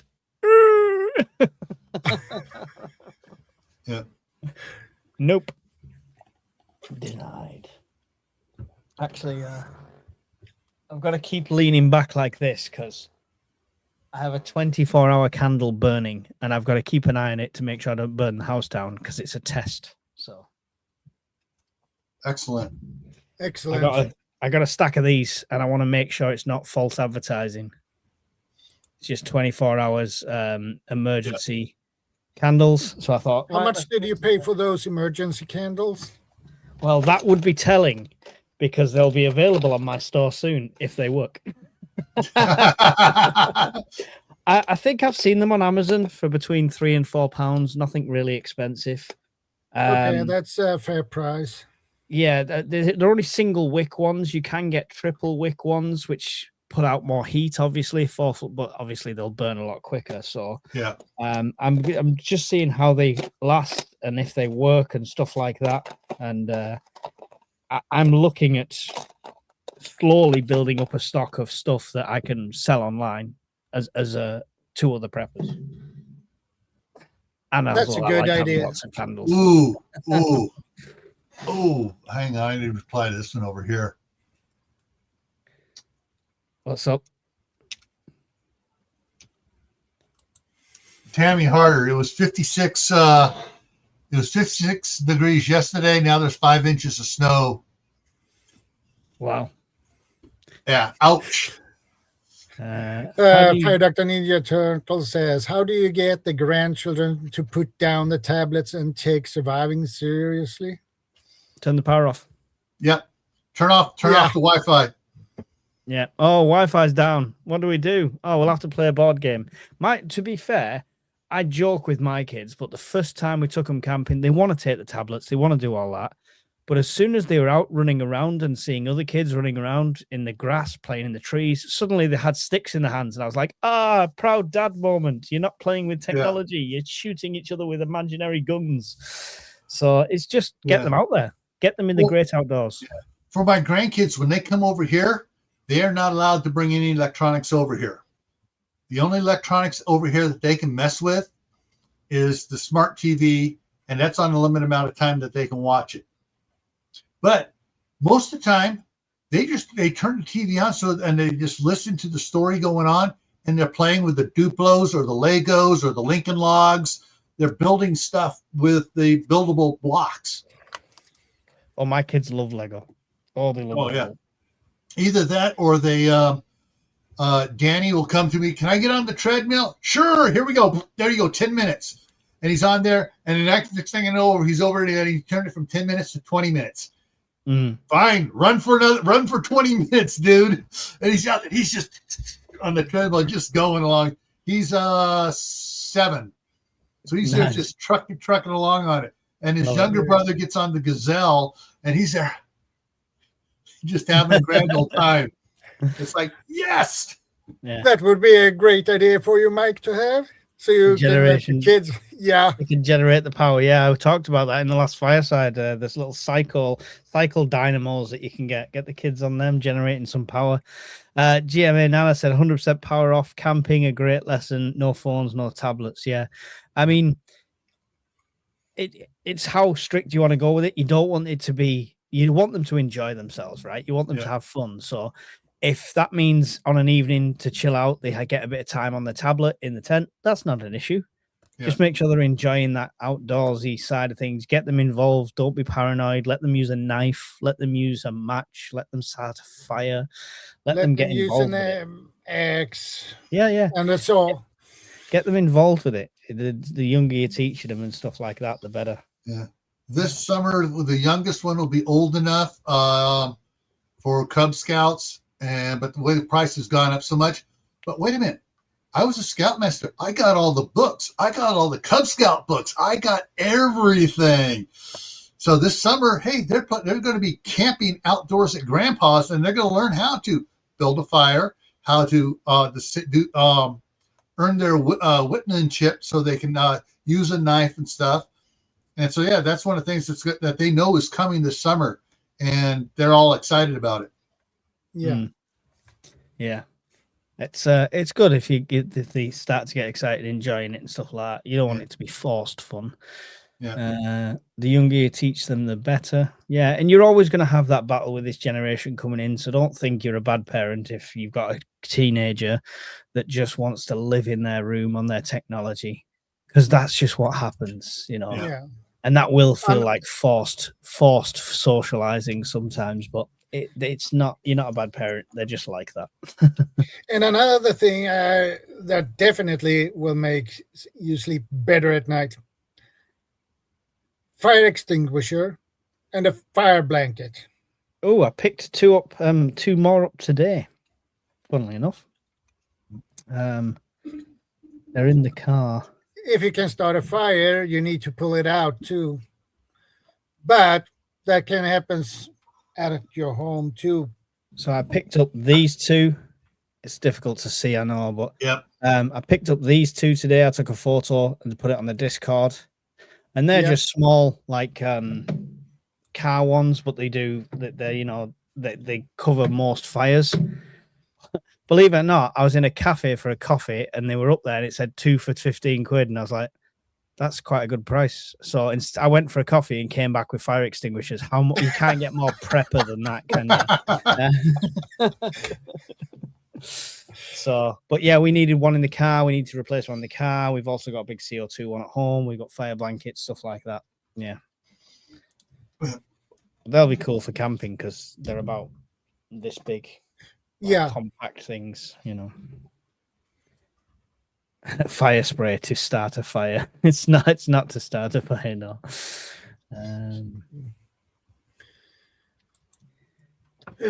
Welcome, Lorraine.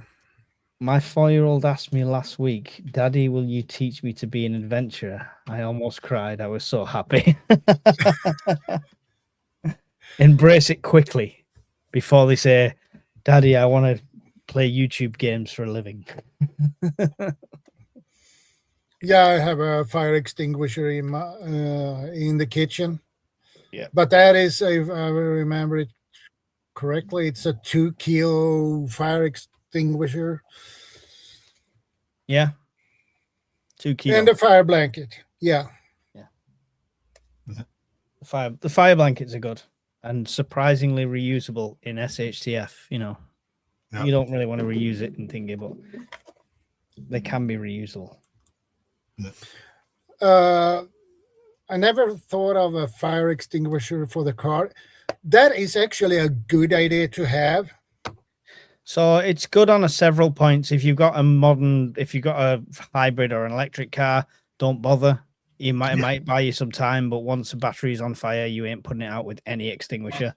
Fire extinguisher is good for any engine problems, but more so for anything else. What I say is I've got stuff in my car like candles and survival stuff. If I got snowdrift came in and blocked me in my car and I had to heat inside the car, I'm gonna have flames in there. So fire extinguisher is always good when anywhere Mike has flames. Yeah, if I remember it correctly, there are specific fire extinguishers that are made to have in your car.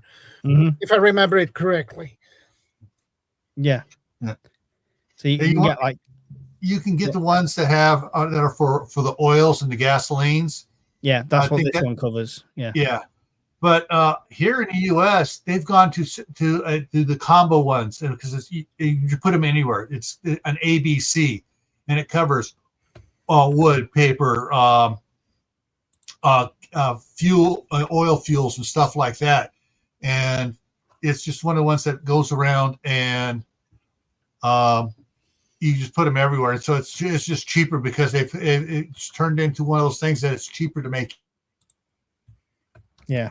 So this covers trash, wood, paper, car, RV, boat, cooking oils and grease, petrol and diesel, electrical equipment, and clothing and fabric.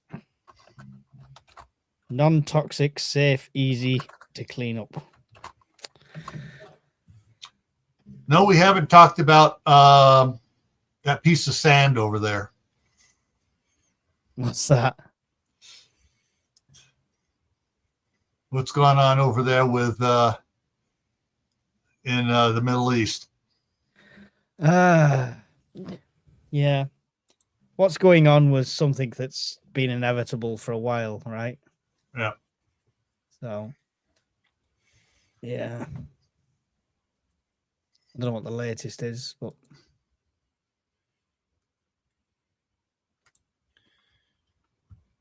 Okay, Guardian. So everybody in the side chat, what is your number one thing that helps you sleep at night? What is your number one prep? Get everybody pick one thing, and we'll see what comes up as the most common number one prep. my axe. Oh, I saw a reel really cute on this. This lady had a little axe. chrome and everything else, and she had it in her purse and stuff.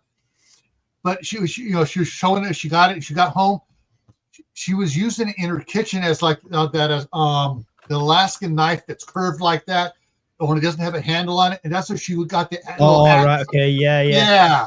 And it was the same. Say it was debatable, but it had a long handle on it instead of just a little short handle on it. It was like, oh, that is so sweet. It's a cooking knife. Yes. Yeah, the company that I get some of my stuff from, Raven Forge in the UK, they have a pizza axe like that. And they also have the same one in. All right, let's see what we got here in the side chat. Okay, Pew pew. There you go.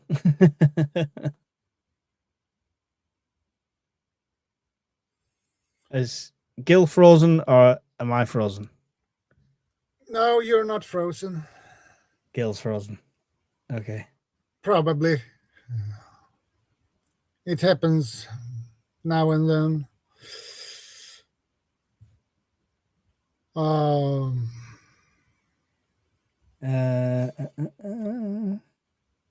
Right, okay. I'll try. Okay, we're coming back. Okay. I was going to just put something in the chat there to say about it. Yeah. This is now the 4th time today that I've seen the internet do that, and just everything goes. Hi, Guardian. Good to see you. Hey, what's up, Mark? Good to see you, Mark. Looking up on the side here, it says these are some of the things. I think this one is just a complaining wife who won't quit. My painkillers, my mobile heirloom seed vault, my herbal learning. Honestly, I'm only 35 years old. Fire and security worries me, but fire and security, okay, they're talking about it, and they're talking about it's being frozen. My long knife by my bed also helps me sleep. Tammy Hart, it's hard to pick one. So yeah, there's there are. Well, I have my Shadows. His little keep spirit. Telling you, Shadow, it's not all about the size. I keep telling you this. You're not listening to me. Hey, what I can do with my stainless steel straw here is frightening.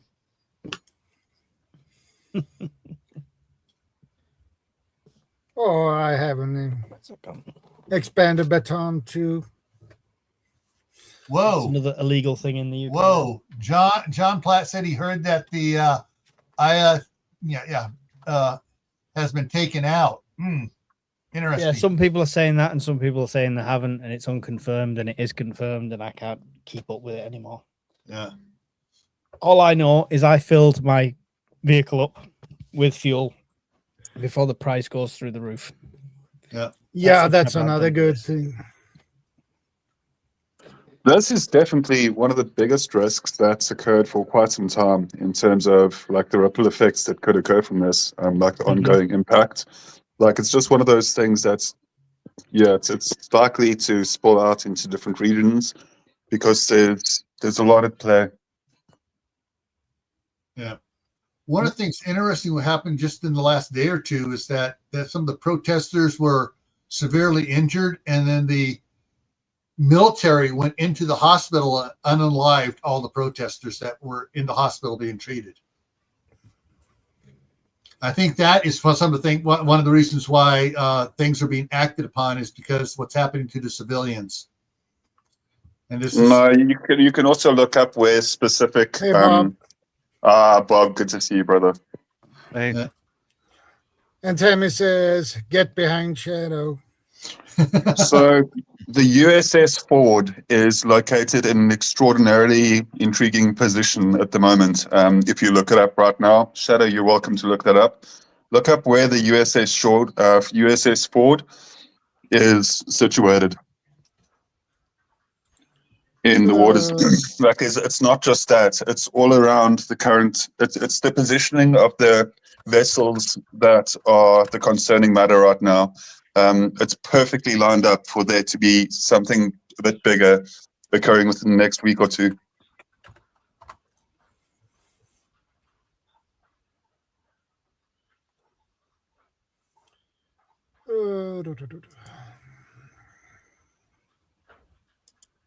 It's one of America's most mainline battleships that is out there at the moment, an aircraft carrier support. Yeah.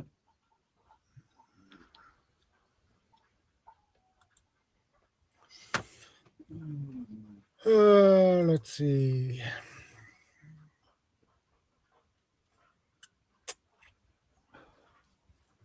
I found it on the Jerusalem Post.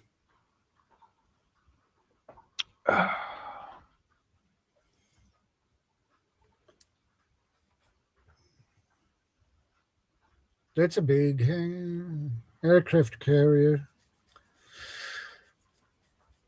Yep.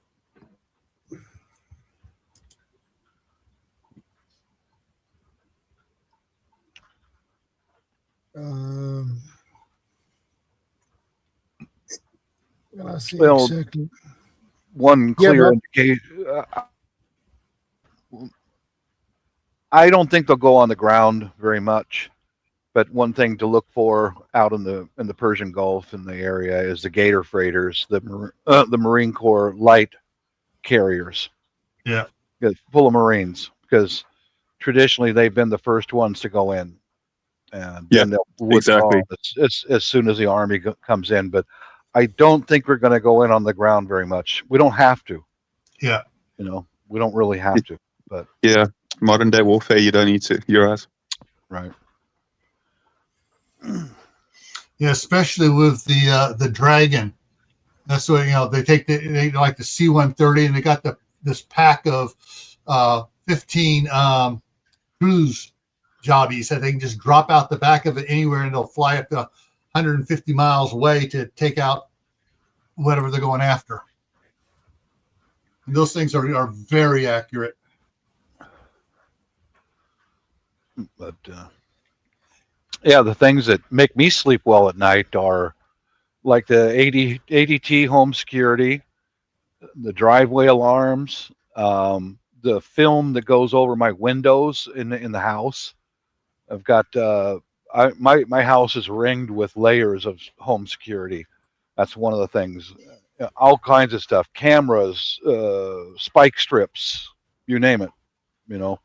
So I know that I've got time to react if which is most likely somebody in your own neighborhood going to screw you over. I got time to react. Yeah, that will definitely make you sleep good. It does. Yeah. I've even got the garage door secured, everything you can think of. Along with that, I think Bob, along with that, definitely is the whole alertness level that you have. Like, I know that being alert is super important, and that's also just not taking things for granted. Being conscious of locking things up every evening, like when you go to sleep at night. Most crime and burglaries take place during the early hours of the morning. So obviously, yeah, exactly. So just making sure that you're mindfulness and alertness will take you everywhere. That's why I put some driveway alarms inside of my car, because car prowling happens at night. Burglary of your home happens during the day when everyone's at work, So if somebody breaks into one of our cars, I know it immediately, and then I can respond appropriately. But I won't go outside and confront them. I'll call the police. Let them do it. Yeah, it's strange over here locally in South Africa. Burglaries definitely take place at night much more frequently, but I do know that in the US, it is something where there's a lot more activity during the day. Yes. They wait until people go to work, and then they kick in their door. Good luck kicking in my front door. Good luck. They will probably break their ankle. I agree. Yeah. Unfortunately, the way that it's done here is, and they have usually, and it really is quite dark in itself, so I won't go too extensively into it. but often people wake up and the burglars are surrounding their room, in their room, surrounding their bed, with weaponry held against them. And that's one of the more common ways of some of the burglaries that take place here. Yeah, I've heard of it happen here also. Yeah, but that's the thing is I've done the background. I've done the work to make sure that I'm going to get a warning before they get in. You know, make it as difficult as possible, and then so that we're not in our bed, we're up out of our beds, all of us. You know. Vanessa says, why do you think they would kick it in? Thermodynamics and its applications.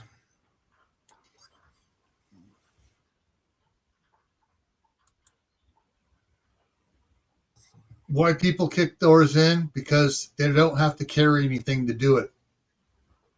They're lazy. They want to be inconspicuous, so they walk through the neighborhood. Nobody sees them carrying anything until they are retreating with property. Most of the time, it's opportunists who are not carrying the stuff anyway. Yeah. And I've noticed, you watch episodes of Cops, that TV show. Yeah. Many times they'll carry a pry bar about that big, or a long screwdriver, and just slip it into the door jamb and pry it, and they're in. You know, I've got safeguards to prevent that, or make it hard for them. Yeah. Cops is a good show. I enjoy it too. Yeah, it's a good show. Mm-hmm.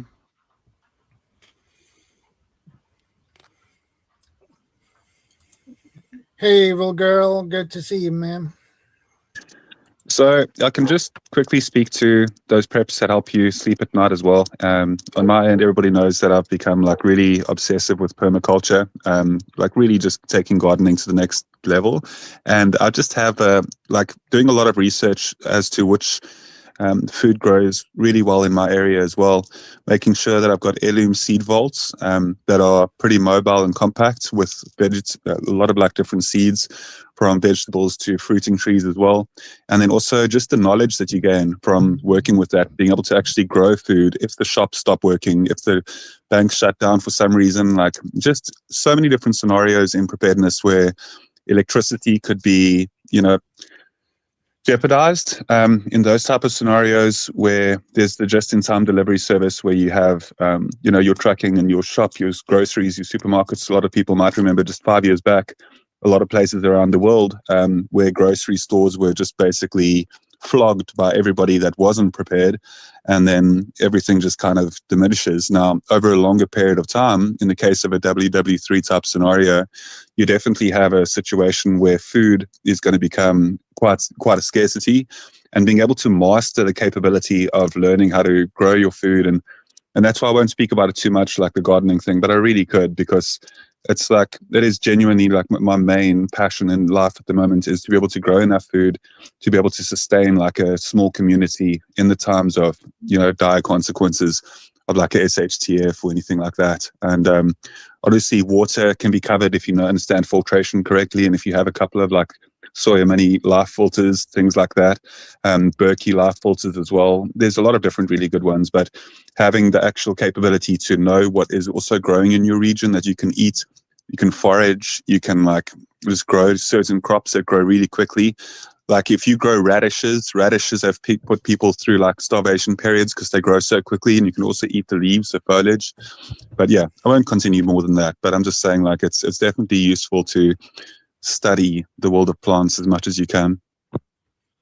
Hey, Diana, good to see you. Hey, World Tours, good to see you. Yeah, very smart, because you have options, not only stored up food, but the food that grows all the way around your house. Brilliant. Actually. Yeah, Brilliant. that is something definitely makes you sleep well at night. It does, yeah. The plant thing, the educating myself on plants is the journey I've just started now. You'll be happy to know, Guardian, because I've started building up my seed bank and I'm going to start growing outside, but I'm very interested in the medicinal purposes for these things as well. You and I could have if you wanted to at some point, Mark, and I'd love to hear the other opinions of the panel, but I just wanted to say quickly, Mark, if you ever want to have like just an hour catch up or 2 hour catch up, I can give you like everything that I know in the space of like, I can cram like your brain as well and teach you all the stuff and like kind of give you shortcuts to knowing like some of the most important like measures to growing really successfully wherever you are. And there's a lot of different like varieties as well, but that's all something that I could get into like as an off stream kind of offline chat with you at some point if you wanted to just like bounce off some information. We'll set that up. I've got chaos this week, but we'll definitely set it up soon because I've started buying the seeds, and I probably need to have that conversation before I spend too much money on wrong seeds. So so we'll sort that out soon. Definitely. You're on the right track, though. You're on the right track, Mark. Mike, you can put your email address in the private chat for Guardian so we can... I think he's got it. I think I've sent him an email in the past. I'll put it in just in case. Just in case. I'm pretty sure we've emailed before. That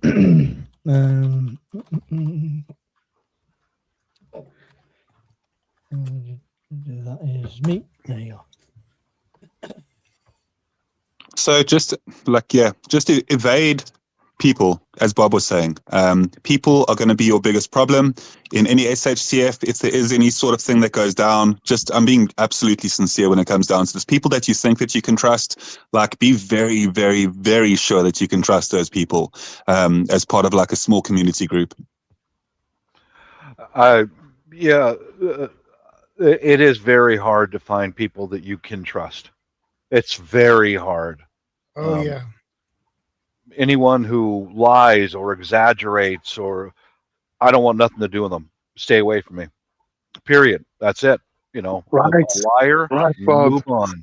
You know, I know, because lies are such a stuff up. Lies will get you killed so quickly. That's the difficult thing about doing this online and building a community online, because people on a Discord or on a forum can say whatever, I'm, Gravy Seal Commando and all this lot, right? Mm-hmm. But that's the benefit of the meets and meeting up in person, I would say. It's definitely, I consider myself a good judge of character. I mean, out of the guys that I've spoke to online, I definitely know who I would want as part of a group.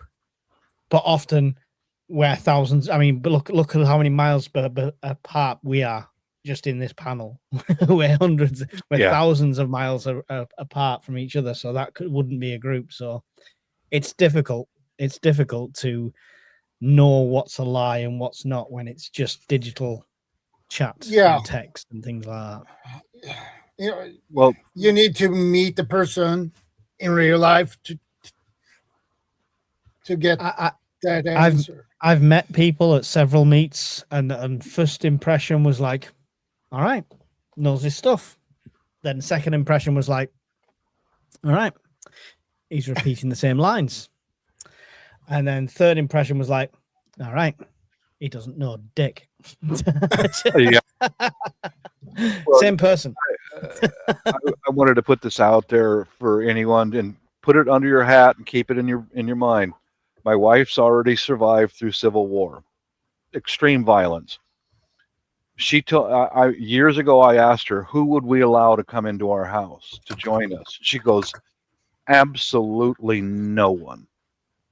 No one but blood relatives, and no one else comes in this house for any reason. She's seen it happen, where the neighbors come over and seek shelter. It always winds up in bloodshed. Always, always, always, always. Greed takes over. You got a pretty wife, you got a pretty daughter, and pretty soon you got the pervo down the street. He's trying to get into your Warren, good to see you. Yeah. I won't allow anyone in this house. I won't. I'm going for a short bathroom break. We'll be back. Okay. All right. Yeah. All right. Okay. Yeah, Mrs. should be back with some lunch here soon. She's bringing us home some takeout today. I don't know what it is, but we'll see. Oh, I just remember one of the things I wanted to mention. I was leaving it, so I didn't dump everything at the beginning. One of the other things to help me sleep at night, perhaps, is all my cast iron. I can cook indoors. I can cook outdoors. I can bake bread outdoors with it over a campfire. Yeah, Dutch cast iron cookware. I love a cast iron frying pan when I was doing the Civil War stuff, but it's not something you want to try and carry in your bug out bag. Just throwing. Yeah, they are heavy. Yeah, but unless you're using it like the good, the bad, and the ugly, and you're hanging it off as some sort of primitive bulletproof. yeah. So items like that, when it comes to cast iron, not just cast iron, but when it comes to other tools, like the general 5 C's of survival, it says cutting, container, combustion, cordage, and cover, like the general 5 C's. Those 5 C's, you've got to remember that those are the hardest to create items out in the wilderness as well. And one of them being container actually fits in with those cast iron pots as well that Gil's talking about. Like they will last you forever. And because they are heavy, it's really important to also like have at least 2 bug out locations that you're pretty comfortable with and have caches at those locations with those 5 C's of survival where you can actually like, because then you won't really need to be like carting the cast iron around or any of the other like survival equipment, the tools and that type of thing. So basically just making sure that at both bug out locations that you have like a good set of tools cached and in that cast iron tools, because yeah, there's no way that I'm carrying a whole bunch of like some of those, you know, shelter building tools, cast iron, stuff like that. It's impossible. Yeah, there was a desert island survival question, and it was like one thing you could take, and it's like people like saying, "Oh, I'd take my 9mm. Oh, I'd take a knife. I'd take an axe," and mine was a cup. I would take a titanium cup because it's the hardest thing to replicate in like a desert island situation. I can create tools for cutting. I can create fire, stuff like that. But just having a container to boil water, process stuff is absolutely vital. I'll springboard off of what Mike just said. Have you ever been water sick? Oh, baby, you don't want that. Yeah, we call it the double dragon, where it's coming out of this end. And yeah, I'll say it again, guys. I got bad water overseas. I was down for 4 days and 4 nights. Down. I mean, I couldn't help myself. I couldn't help the fan. Nothing. Yeah, boiling water, very important. Even though a nice, clear running stream, whatever, boil that stuff before you drink it. Yeah. My first time abroad, I think it was, Bob, I was quite young, and I just drank straight from the tap in like a Spanish country in a villa sort of thing, just expecting it to be like home, you know. My dad wasn't the most vigilant of people, so I learned the hard way. Yeah, that's how I got sick too, Mike. Same way. Made coffee with tap water. Baby. Fun. That will get you stuck in the bathroom for the next couple of hours. Oh, days. Your days. Yeah. Pretty much the majority of the holiday. I think it was a week long, and it was only towards the end of it that I was like, yeah, I can eat something now. Yeah. Yep. Yeah, boil your water. What's the Yeah, it doesn't take that. Sorry, go ahead. Radishes, though. That's brilliant. Radishes. I could put those in pots and grow them on the deck, you know, just as something fresh and available. There you go. Cheapest book you'll get. Water. And, you know, it basically tells you everything that we're telling you right now, but it's about harvesting and stuff like that. But yeah, they'll tell you the same thing. Boiling is number one. But yeah. This is the kind of book that I got that I didn't need the information from it personally. However, we talked about us not being here.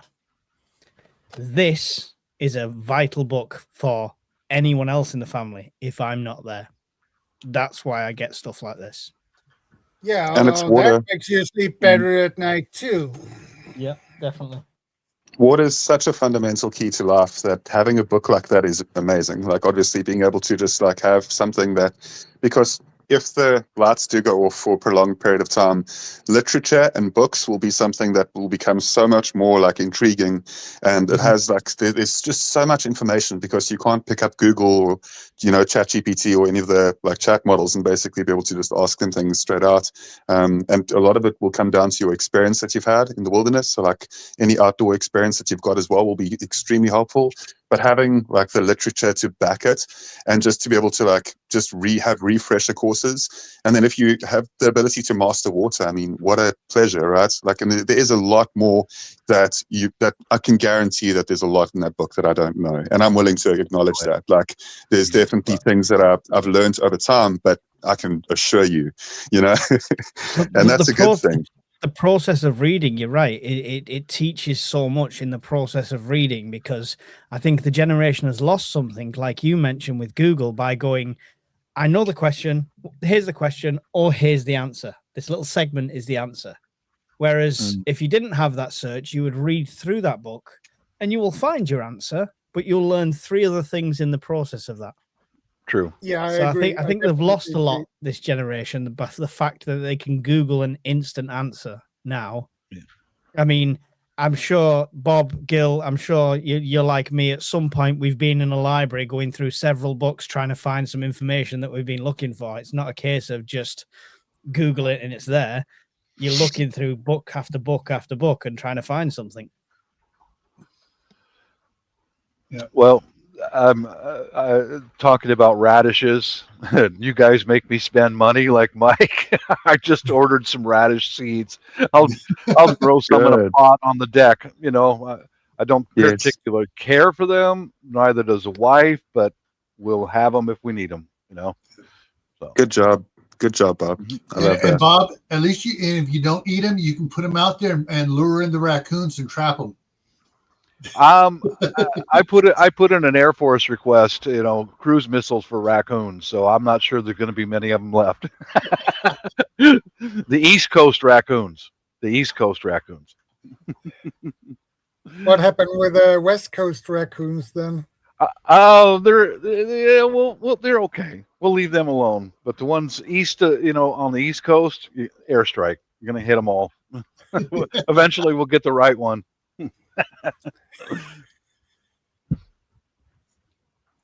Yeah. So yeah, before I'm going to be heading off, I'm spending a bit of time with my missus as well. And that's also where I've been lately. It's just been, with everything going on, there's just been so much. Definitely keep your guys' eyes on the scenario that's happening over in Iran. There's troubling times potentially ahead. And yeah, I'll catch up. It doesn't need to be anytime soon, Mark, where we can catch up for a bit of like gardening talk and that type of thing, some seeds, some heirloom seeds for survival's sake. And yeah, I really appreciate the time, guys. And I'll definitely be catching up with all you soon. This is what I've got so far. There's radishes in there as well somewhere. Yeah. Carrots. Yeah, they are. Carrots, beetroot, onion. Trying to keep it super basic to begin with. Lettuces, stuff like that. So yeah, that's my starting point. I'll quickly add how good it is to have that. So in actual SHTF, a lot of the time, the supplies from your grocery stores and that type of thing as well, and from your nurseries, are going to diminish really quickly. So yeah, that's exactly what you need. Yeah, that's good. It'll provide you so much knowledge, just like those basic pointers as well. So like, yeah, I think that there's probably something in there that I could maybe get as well. I'll check for that online. When it comes down to like what you've got, imagine a scenario where you have just those seed packets that you've got compared to not having at all, right? And it's definitely like, just give me one moment and I'll also show you just a couple that I've always got at hand. And then I'll be off as well. But 1 second before I do go. There's quite a couple up here always. I've got all sorts. So let me see if I can do this for you guys. My moustache, my facial hair is looking terrible right now. But yeah, there we go. There's a couple of just those seed packets. So there's a whole bunch over there as well. I apologize. I forgot for a moment that I was shirtless. but there was no nipples, so It's all right. All right. You've just increased the viewership by about 100 people have just tuned in just for that. No. I'm going patchy with my facial hair at the moment. It's terrible. Like I've got to get through it, and then I'll have like a bit more of a beard, like my good friend Shadow over there. But I'm getting there. So anyway, I've been combating the alopecia. I think it's actually starting to come in.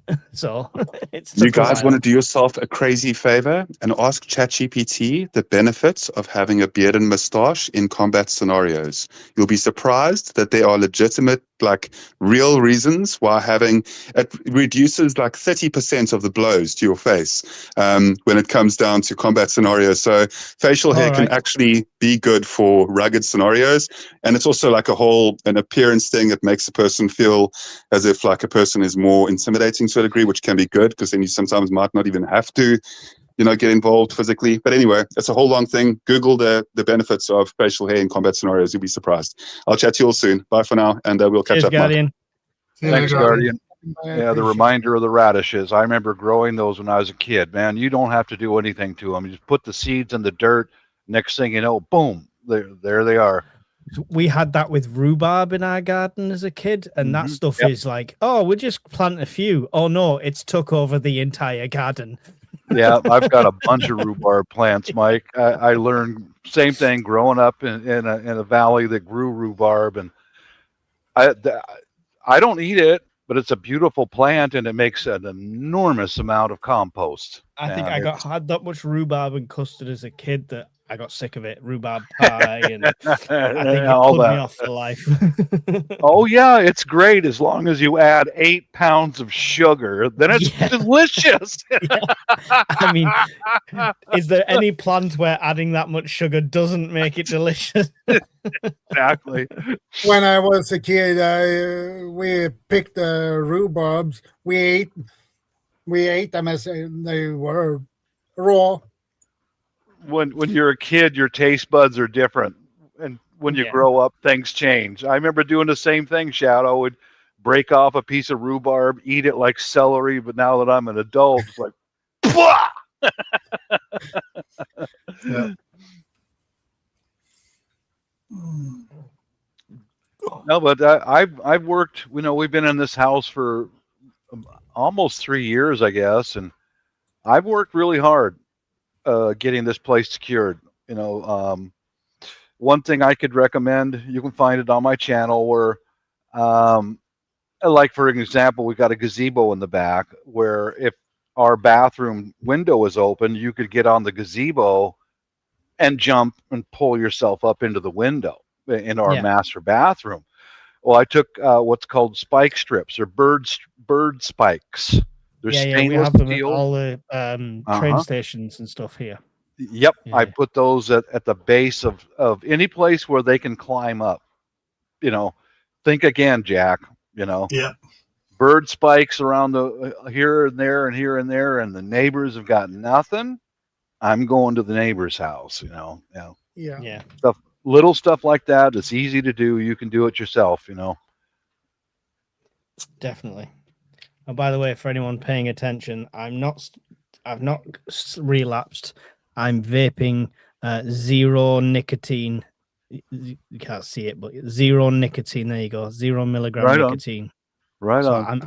I'm off it. It's just feeding the habit of something. I get it. Yep. No nicotine for 6 days now. Back. 5 days, 6 days. Good for you, Mike. Good deal. Good deal. Vanessa, the reason why Bob said bird spike ones is because that's legal. You're not going after people. You're just keeping the birds out from pooping on your windowsills.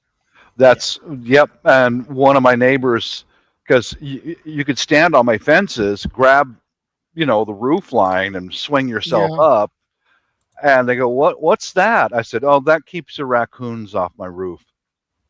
Yeah. That's what I told them. Saves air striking them, right, Bob?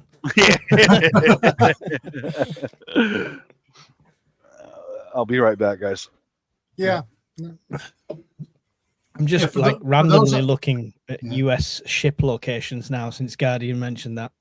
And the one he was on about is off the coast of Morocco, heading between Morocco and Spain. and then the other one is off the coast of Japan. So I'm not sure what's going on. Yeah. I don't know. Hey, Little one everybody. Prepper, good to Hi, see Dr. you. Nick. One of the things there was a side chat going over on my side here that people didn't catch it over on Shadows and Mike's side about cast iron. When my wife was pregnant, the doctors told her your iron is low. You need to stop cooking in Teflon and start cooking in cast iron to get your blood up, the iron in your blood up. And Tammy Harder was saying the same thing for her and her doctor. Yeah. So that's another advantage to having cast iron, is the health benefits of that as well. Mm-hmm. I love cooking with cast iron. Hey, Crack and Grain, good to see you. Yeah. Oh, speaking of cooking, no, house is not on fire. Candle is still going strong. Yeah. For how long? 100 hours. We're at 7.5 hours now. 7.5 hours. It's probably quite warm to touch, but the flame is still above. So I'm looking from a distance, and the flame is still above, like here. So it's not got right down. So they're going well. And that is how many hours? 100 hour or 10 hours? 24 hour. Just a 24 hour. 24 hour.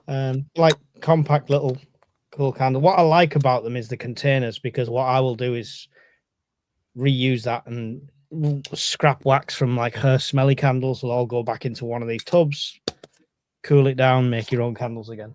So yeah, that's a good point and a good idea. I take vitamins. There you go. I take them every day. Vitamins is good. Good prep. Yeah, it is. Bobby Spec. Yeah. That reminds me, I need to sort my cast iron.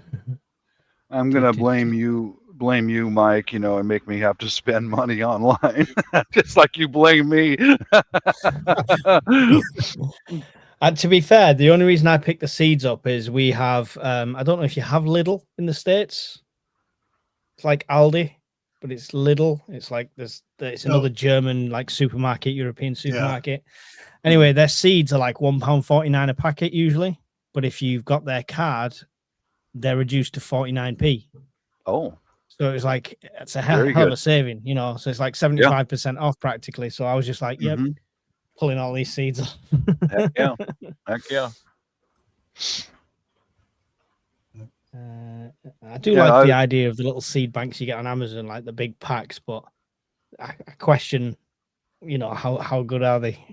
Is it the cheapest seeds possible thrown together to sell?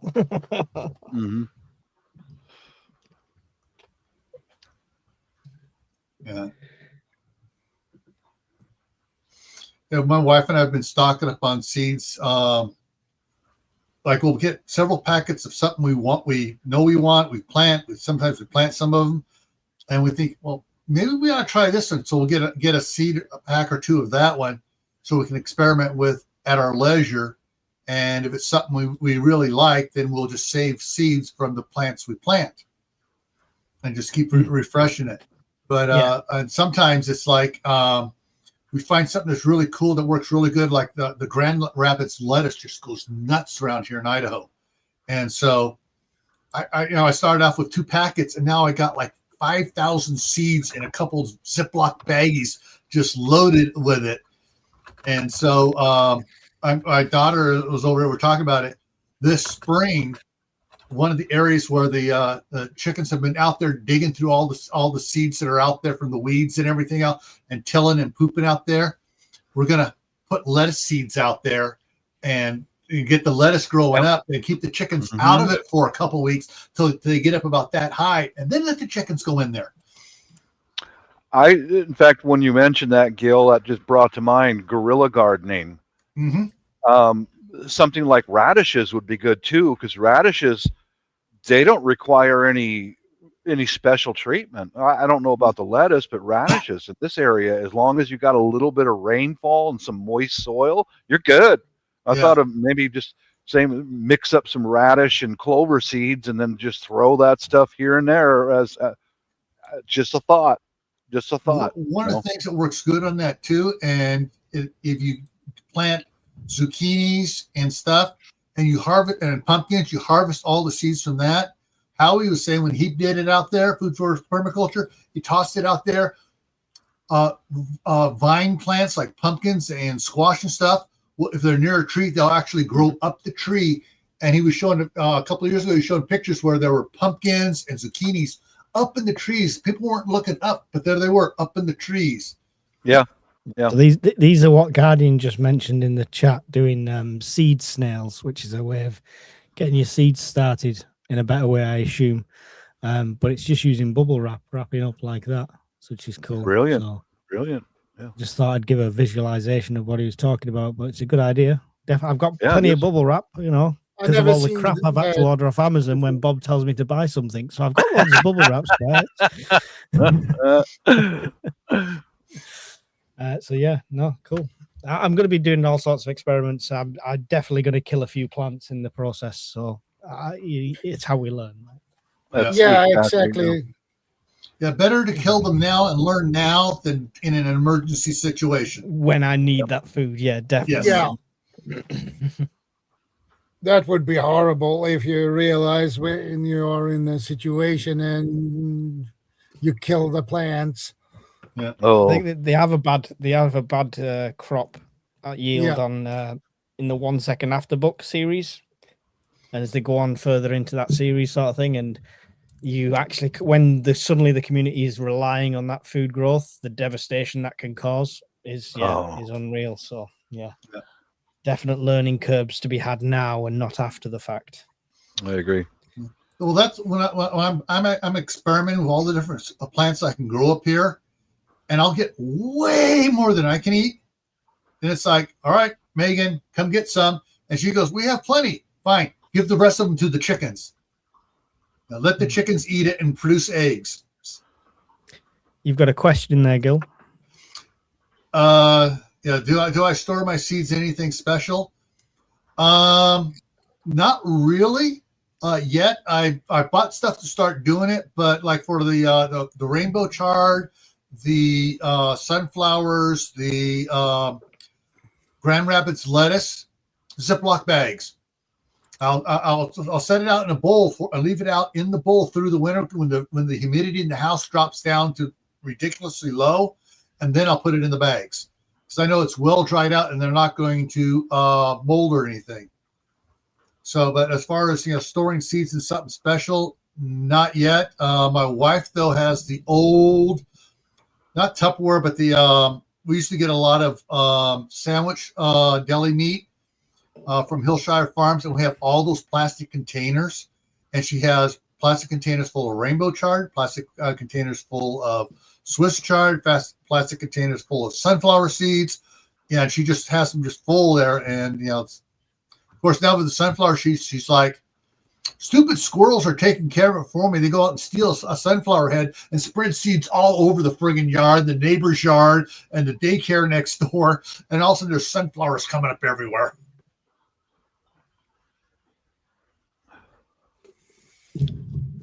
Guardian says, get glasses cases for spectacles, tighten it with rubber bands, store those in waterproof bags. Yeah. Yeah. I just thought it looked cool as a seed bank. The fact it's an old CD case. That's all it is. Where you used to have the little plastic wallets for CDs in. But I just thought, I'll repurpose this. It looks good. Yeah. I don't know how sealed it'll be, but it works. It keeps the moisture out. Nobody wants wet CDs, right? So I agree. No. Yeah. Mm-hmm. There, I bought some a year and a half ago that these insert things that go in a three ring binder, and it's got pockets to put the regular seeds you buy. You can put the seeds you buy in the little envelopes in there. all my envelopes, I save them. Even when I've used all the seeds, I'll save them, and that way, if I need something to put seeds in, I can put them in those. I just write on it if it's the same seeds or if it's different. I'll write on what it's in there. And one of these days, I'm going to get around and putting all the seeds into those pocket things, so I just have the book, pick it up, flip through, and find the seeds I need. Mm. But when I got it, it was like 50% off on Amazon, and it's like, this is cheap. This is dirt cheap for it. So I got a bundle of them. So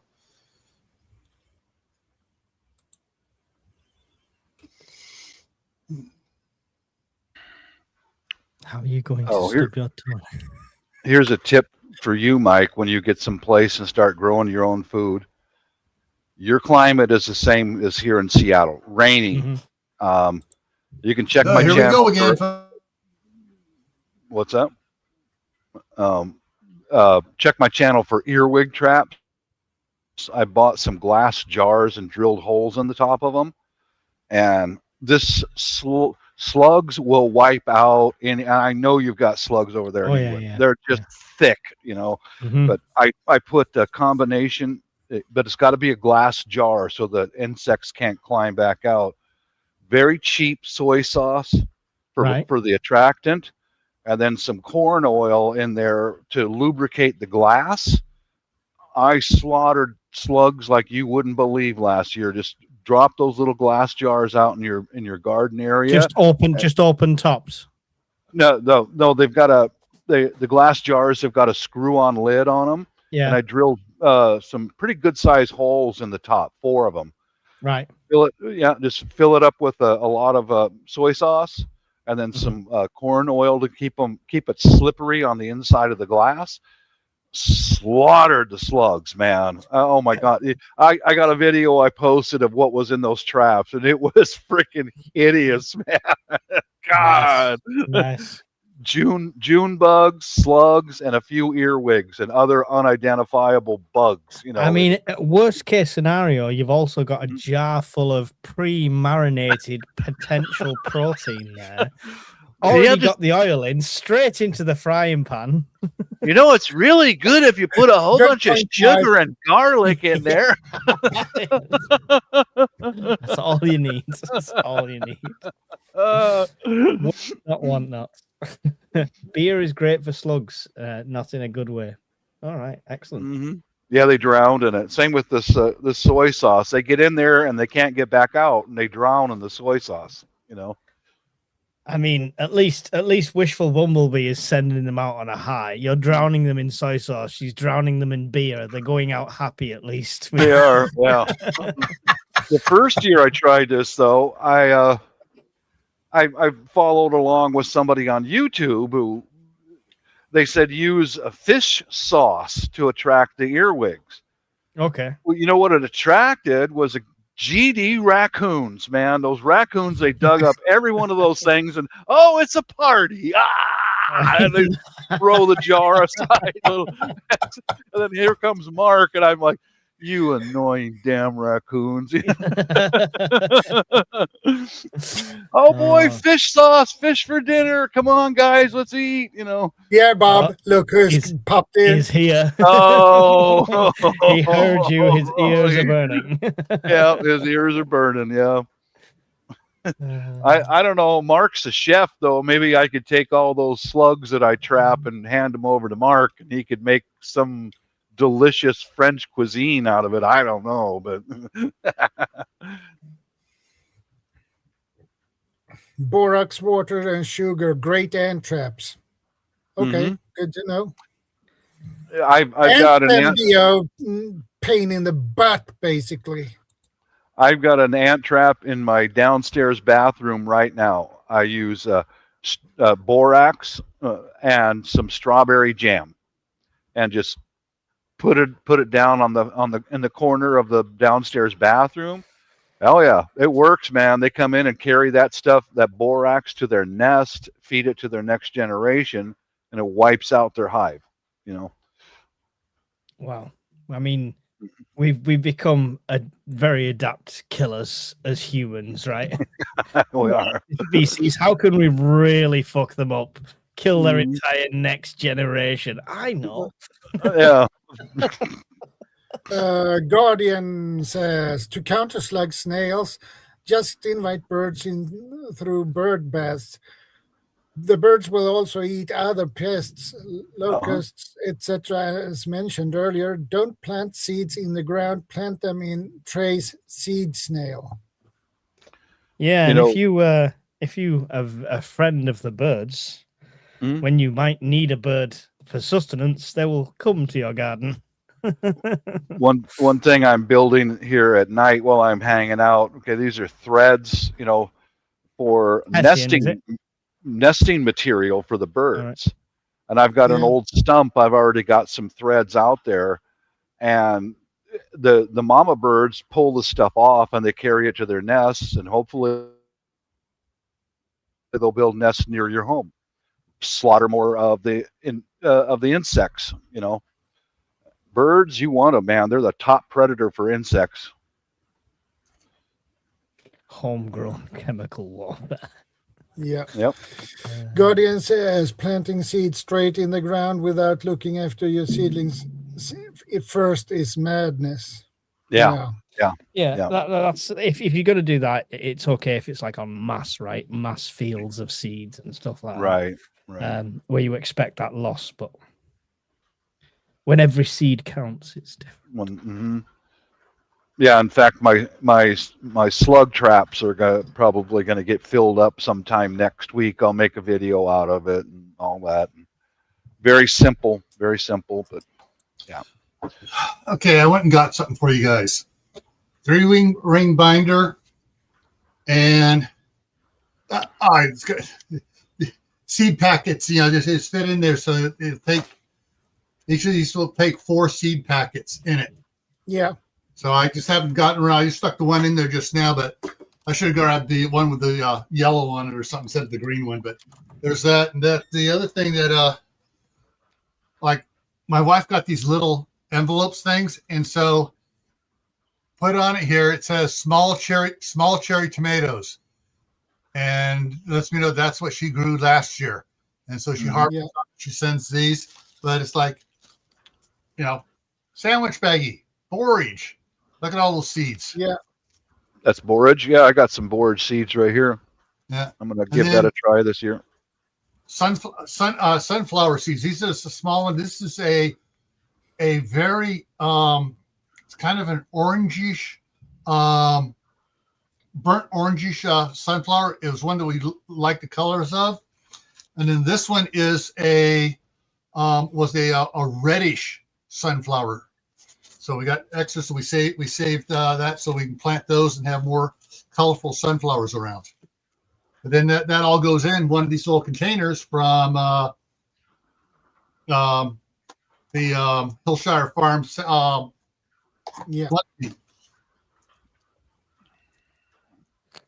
Okay.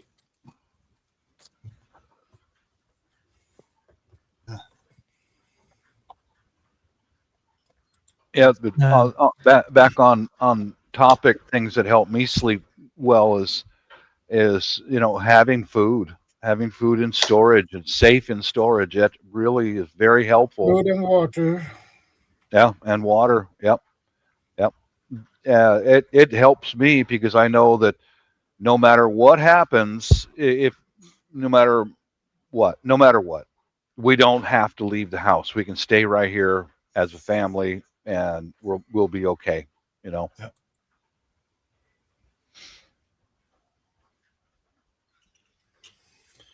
Guardian says grow globe artichoke. That's one to add, Mike. The artichokes are edible, and so are the inner stems of the plant. I'm a fussy eater, so I've got to grow a lot of these things and try it to make sure I am actually going to eat it. Yeah. Well, if all else fails, Mike, I'll send you some rhubarb. How's that sound?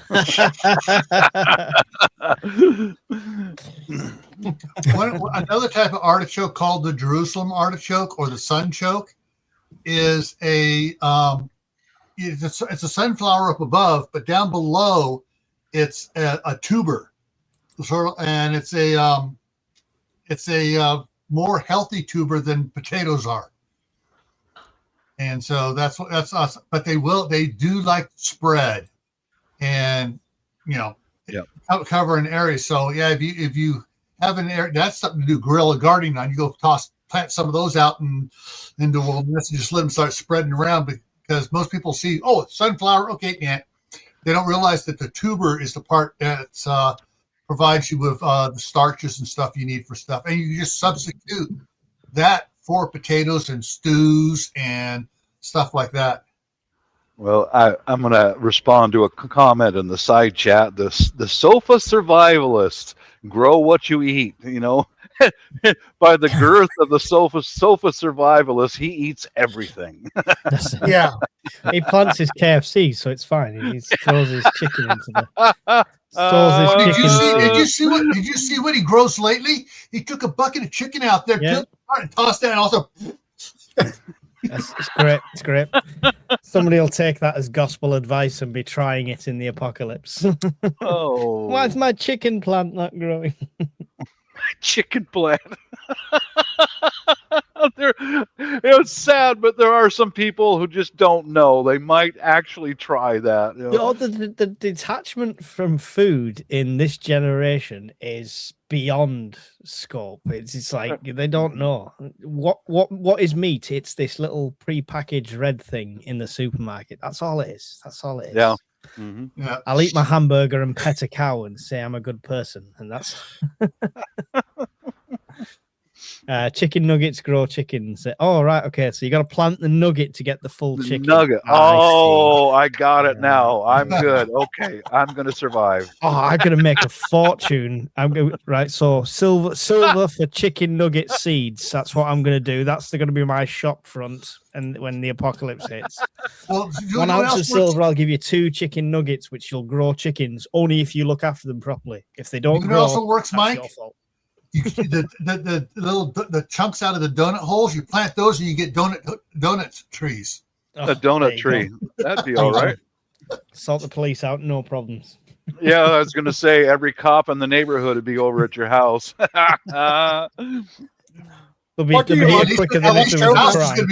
house is going to be well protected. Yeah, that's for sure. I do love a bean burger.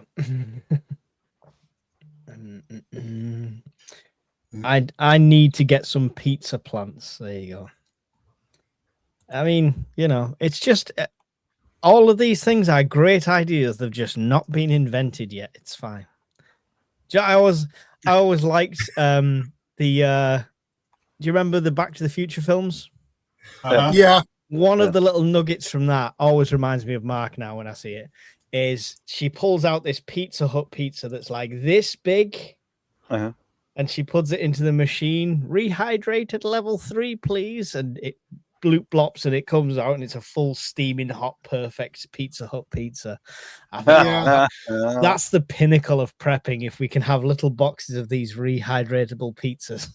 That'd be all right, man. You'd eat well. Yeah. For me, I'm going to go into a growing mayonnaise. That's what I'm going to go into. Growing crops of mayonnaise, little jars of mayonnaise popping up out of it. I'm trying to freeze-dried pizza. Right. Okay. So here's a genuine question. You've mentioned mayonnaise, and I know you're having a laugh with it, but this is genuinely something I've been looking for. Because I've got a lot of pasta and I've got a lot of tuna, so mayonnaise is all I'm missing. But it doesn't keep well because of the ingredients, obviously. Is there powdered options? You get powdered eggs, you get powdered milk. I've not seen powdered mayonnaise. Or could you make your own powdered mayonnaise with the powdered eggs and freeze-dried mayonnaise? Some things,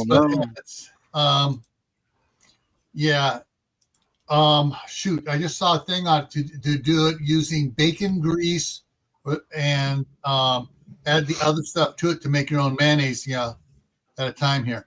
All right, here we go, Shadow. Yeah. All right, so ready for it? You need to learn how to grow your own food.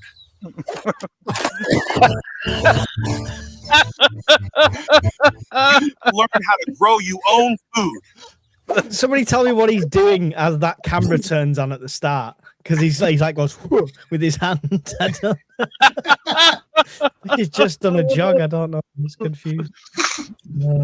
That's beautiful. That's By the beautiful. way, just I know it's breaking Hey, news. Darren, good to see you. This supreme leader in Iran is now dead, apparently. So there you go. That's the breaking news at the moment. There it is. We shall see.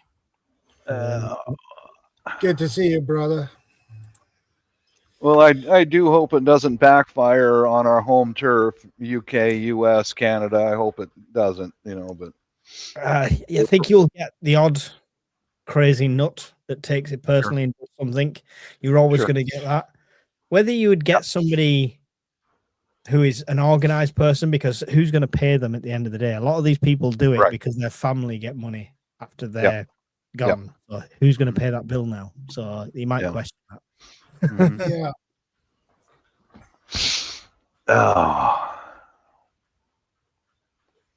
Well, as long as I don't hear anything going, any detonations in my area, I guess are going to be pretty good, Yeah. I mean, I'm city center, so we get detonations regularly. It's whether it's loud enough to be concerned about is my question. I'd say that them and the cartels that are here, that's a concern. But we're preppers, okay. Be vigilant. Be vigilant. Yeah. Be vigilant. Yeah. Be ready. Be vigilant. Yeah. Because that kind of stuff can kick off anywhere.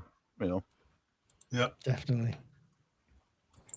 But never fear. We have Mark. Y'all talking smack about me now. I have to come up. But never fear. The sofa survivalist will save us all. Yeah, man. Yeah.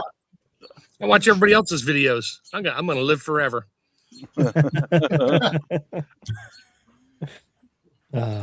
it.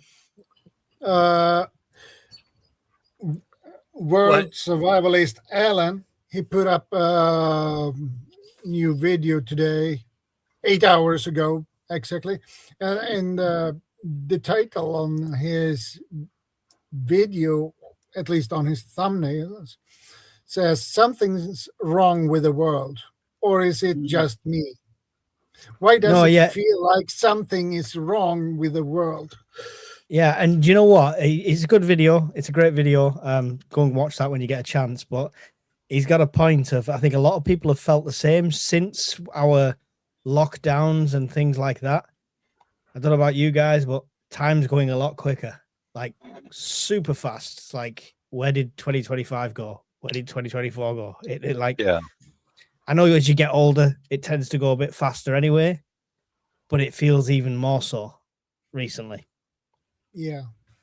I don't know if that's just because of the speed of the news coming in. I mean, we're in March already. Oh, nah, not yet. One day, tomorrow. 2 hours. But you know what I mean? Any minute for you and 12 hours for me. Yeah, but it's still, that's the first 2 months has gone. The first week of January was like apocalypse news after apocalypse news. Venezuela invaded, stuff like that. And then the last 2 months, weather. Blink, it's gone. Yeah, weather as well. Yeah. Not that everybody on that watches these 3 channels hasn't already gone there, but there's my newest plant your own food video. There you go. Go and show the sulfur survivalists some love. I mean, it defies the point that he's out there planting something that he's a sulfur survivalist. He's probably got out of most of them.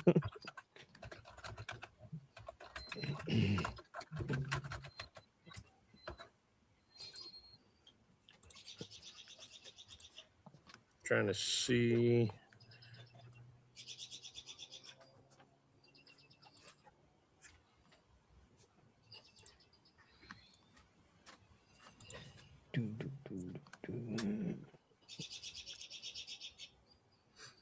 All right. What did I miss? Oh, nothing. We all went quiet for a minute. I'm like, Yeah. I'm looking. I'm like, I have 2,500 views just on the chicken one.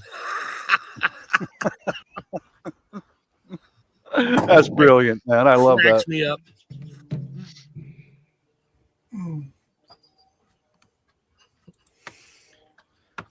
Darren says the problem is all about greed, power, and resources. All under one word is evil. It's sin and it's evil. You know, all of it. Yep. But Where the I've heck had is that wife of mine? 8,700 views just on those 4 videos. Of course, they're only 8 seconds long, but I don't care. I got more subscribers on that channel than I do on Chef Tech and Mad Chick combined right now. It's kind of fun. Although Chef Tech's starting to kick up. I just got to put some more stuff out. Yeah.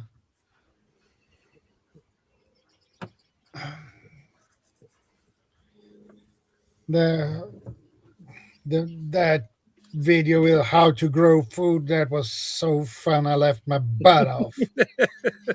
And now I need to try to find my butt and attach it back again. That's why I put that video out at 6 a.m. my time, because for you it's like what, around lunchtime when it pops up. Yeah. Forget.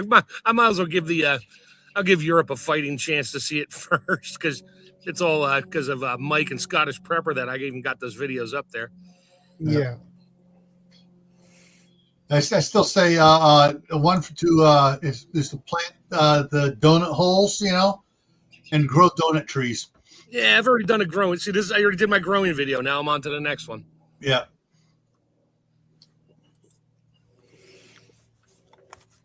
I take a note on that, Darren. Yes, I sleep well at night just with pretty much what I got. It's taken me a decade or more to get there. And yeah, I literally go to sleep at night thinking about going to sleep at my cabin. I mean, that's my easiest way to go to sleep. I lay down and close my eyes. I'm like, yep, I'm in the cabin now. And just go right to sleep comfortably. I got stuff out there. I got stuff here. And pretty much now anything I get now is just kind of upping my game on stuff. What I have is fine. But if I see something that I really think will help me out a little bit more, I'll trade out. Although I rarely trade, I usually just keep everything because, yeah, I do that. Kind of running out of space at this point, so. Future subject for future is AI helping or hurting the world. With what I've seen on Facebook, it's hurting. Yep. All it does is get people mad because they do something just to get people angry and mad. So it's like, yeah, it's hurting.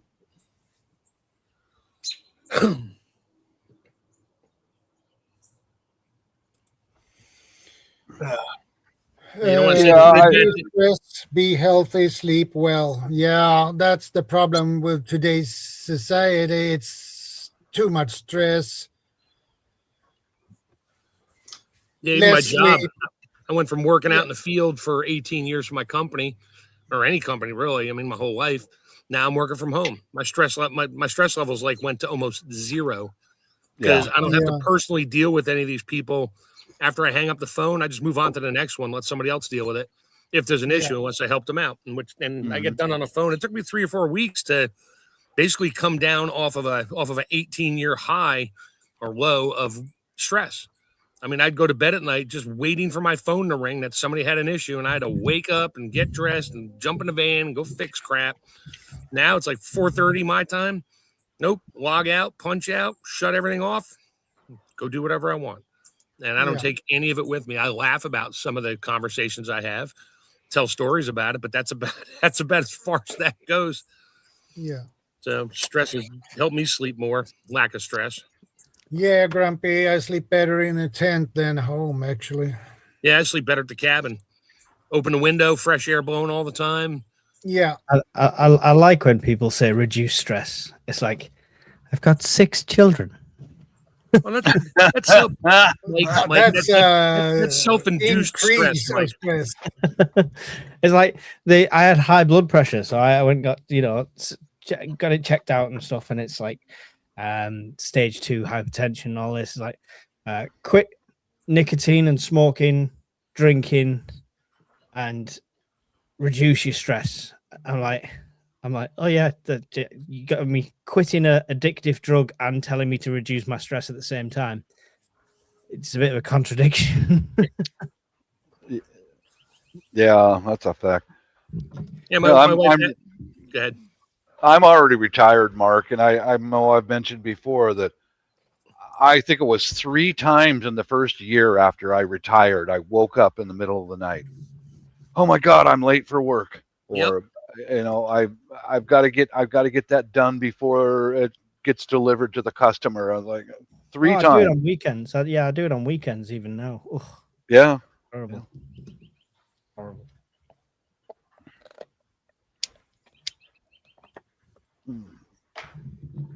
Yeah, I don't think my job's going to get taken over by AI anytime soon. Yeah, there's basic stuff we ask customers, but if you don't talk to them nicely and get on their good side, they're just angry. Yeah. Well, my boss got fired the other day. My other boss in between, so that level boss got fired. Yeah. Nobody knows why, or has been let go. Sorry. The boss now in the middle is thinking his job's in jeopardy. And I'm just thinking, I feel like this whole company is a ticking time bomb. And my job could be AI replaced anyway. So I'm looking to get more physical work now, I think. Yeah, Mark and I both are mechanics. You know, I worked on airplane. He works on kitchen equipment, and that's very hard to replace by AI because you've got to have somebody with manual dexterity and troubleshooting skills. The troubleshooting skills takes years to learn. Yeah. I randomly find things. I used to find lots of stuff in the field. Keeps blowing a fuse. Everybody's like, oh, it must be the heater. It must be the motor. It must be this. It must be that. I'm like, no. And I figure out when did it blow the fuse? When the water valve turned on. Huh? Little tiny solenoid was blowing the main breaker. I'm like, and I found this probably a dozen times in the last 10 years. Guys call me on the phone. I'm like, disconnect this wire right here. Turn the machine on. What happens? It stayed on. Great. Fill it up. What does it do? It runs. Great. Put a solenoid on it. What? How does that possible? I'm like, I know it runs through a transformer and 3 other fuses, but it's blowing a breaker. No clue. Yeah. Don't ask. It just happens. Just do it. And they're like, oh my God, it fixed it. I'm like, yep. Okay, bye. Next. I had similar circumstance right here at home, Mark, was frequently, not always, when we turned the microwave on in the kitchen, it would trip the breaker. And I'm like, tested everything out, everything seemed good, and I also noticed that the light bulb that illuminated the stovetop, that wasn't working properly. So I took everything apart, and all it was one little element in the light bulb was broken, and it would make random contact off and on, and that was what was throwing the breaker. Enough to surge it and pop the breaker. Yep. Right. Yep. It's that's the kind of stuff that would be difficult for AI. AI may be able to troubleshoot it, but can they fix it? No, it's like, go in there and, dude, we live in a disposable society. That giant commercial equipment in your kitchen stops working. Oh, we don't know how to fix it. Just buy another one for $30,000. That's what a lot of places do. I'm like, yeah, I'll take your old one. I know how to fix it. I can figure out what's wrong with it. No, I can't get the part, but that part's not much different from these other ones. I can unwire, rewire, and get a new thermostat in there and call it a day. And it works fine. Sell it or keep it. I keep it. Yeah. But, I could have replaced the whole microwave, but instead I just replaced a $2 or $3 light bulb that was, shorting out, and I fixed the problem. That's one benefit of being a mechanic, is that's hard to replace with artificial intelligence. Yeah, the same with the car mechanics. You can't replace them with AI. Yeah, that's nearly impossible. Well, I don't know. Robots with AI combination. Everyone's job's going to be out. And Grumpy Adventures, that's not a sensible suggestion. Only because I've looked into it and you only get 30 quid per donation. So to make a decent living, I'd be in there and I'd have blisters. Blisters. Well, Mike, Yep. never fear that eventually the child support does stop. I've been right where you're at right now. I know what it's like. So Yeah, that was another eventually it end of the it month does stop. payment that cringes when I see it leave the bank. Oh God. Yeah, there goes. Yeah, you're crying blood when you see it leave the bank. Mhm. Yeah, I was paying almost half my income on child support for years. You know, I paid support until my sons were 21. You know, so Mad in it. I gotta say, I've never had to worry about that. yeah. Well, my 3 kids are over the age of 27 now. They've been Yeah. on their own for 7, 8 years.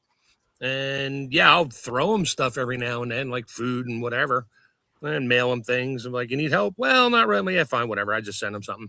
Like here, my one daughter comes to the house here and watches the dog for me on and off. So I'm like, yeah, go shopping in the basement, sweetie. Take whatever you want.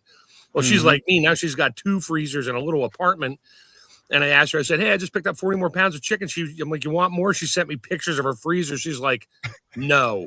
No. I'm like, oh my God, she's me. Damn it. Well, at least if her freezers are full, it means they'll last longer during a power outage. Oh, she knows that. She's well aware. Mommy taught her that years ago. A full freezer is a happy freezer because there's no airspace to chill. You got thermal mass in there keeping it cold. She's lost power for a day. She just doesn't open the freezers. She's like, they're fine. She keeps them down to 10 below. So, yep. By the time they get up to, it would take probably a week for anything on top to just get close to thawing temperature. It'd be close, be in the high 20s, but still frozen. And she just eats the crap out of stuff then. Yeah.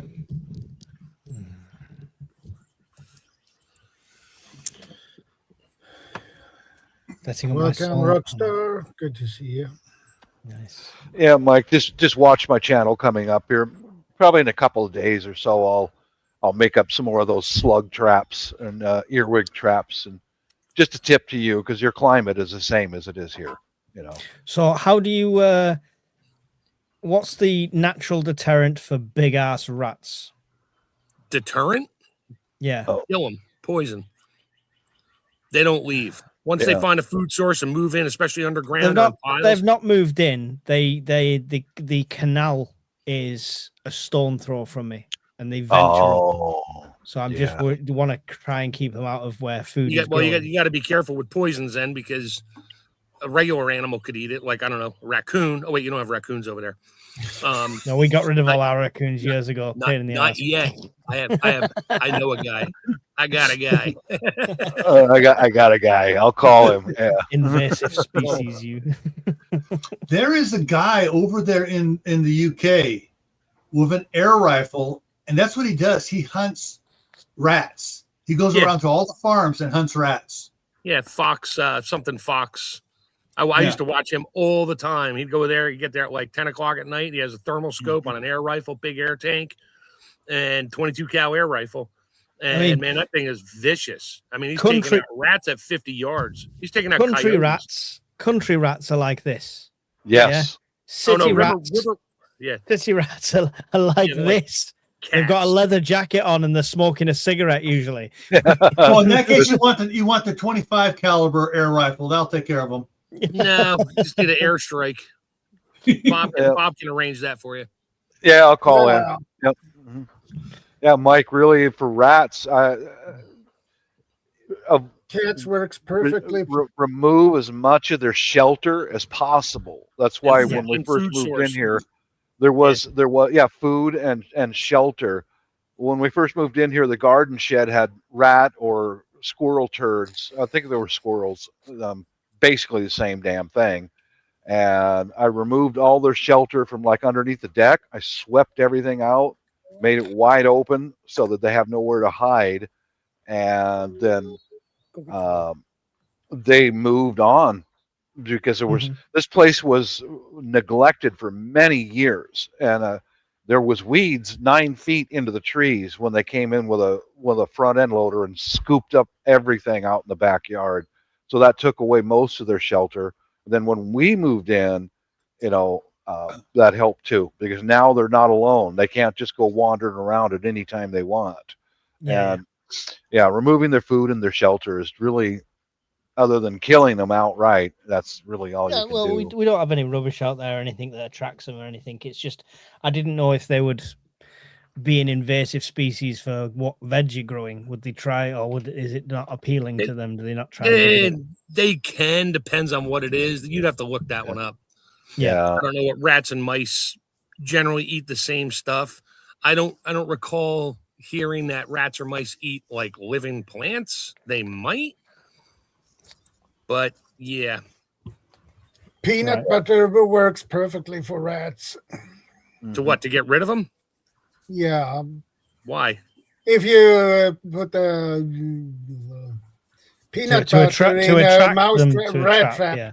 Oh, to a trap, yeah. That Or you kills can them. even, I think you could use even some borax in peanut butter. Well, that's when you got to watch out for animals eating it. You don't want your dog coming over eating peanut butter and then winding up at the vet. Yeah, but one thing we've got in our benefit is the people kind of behind us, they've got a wandering cat. That cat goes out all night, every night, and it likes to hide underneath my garden shed. And I thought of putting up lattice work to keeping it out of the garden shed, but no, I'll put lattice work around the deck, but not under the garden shed, because if there's a cat around, the mice and the rats are going to avoid, Or just get eaten or killed. Yeah. That's when you find a dead rat on your back steps when you come out on the deck the next morning. Cat was leaving you a present. It's like, look what I got for you, Daddy. Yeah. Cats are a good deterrent. That's your lunch. Say, the cat says. Oh, that brings back a memory, a bad memory once. When my first marriage, we had a cat that was a real mouser, a hunter. This cat was a killer, and would always leave mice on the back patio at night. And I'd come out and the next day or so, they're gone. What happened to them? Because I know the cat would maybe eat the head. That's it, and leave the rest. The hawks came down and got it of the birds. No, that was grossed me out, man. It just grossed me out because it was a hot summer day at night, and I had the window behind me open, and I heard this crunching sound, and there's a goddamn possum with a dead mouse in his hands like this. And I looked at him, and we met eyes, and I go, "You ugly sumbitch, man!" Yeah. God, he just looks at me and goes, "They're eating this." Dude, possums are harmless. I know, but I could hear him crunching the bones, and it was a rotten mouse corpse, and he's eating it. It's, No, you didn't have to worry about picking it up, except for whatever bits and pieces he dripped everywhere. I know, but it's still a rotten mouse corpse, and he's eating it like a popsicle, man. Good stuff. Nature at its finest. So I didn't run him off or nothing. Okay, dude, you just stay outside. Don't come in this house, That was so gross, man. Ooh, crunch, crunch, crunch. He just looks at me with those dumb, beady eyes, You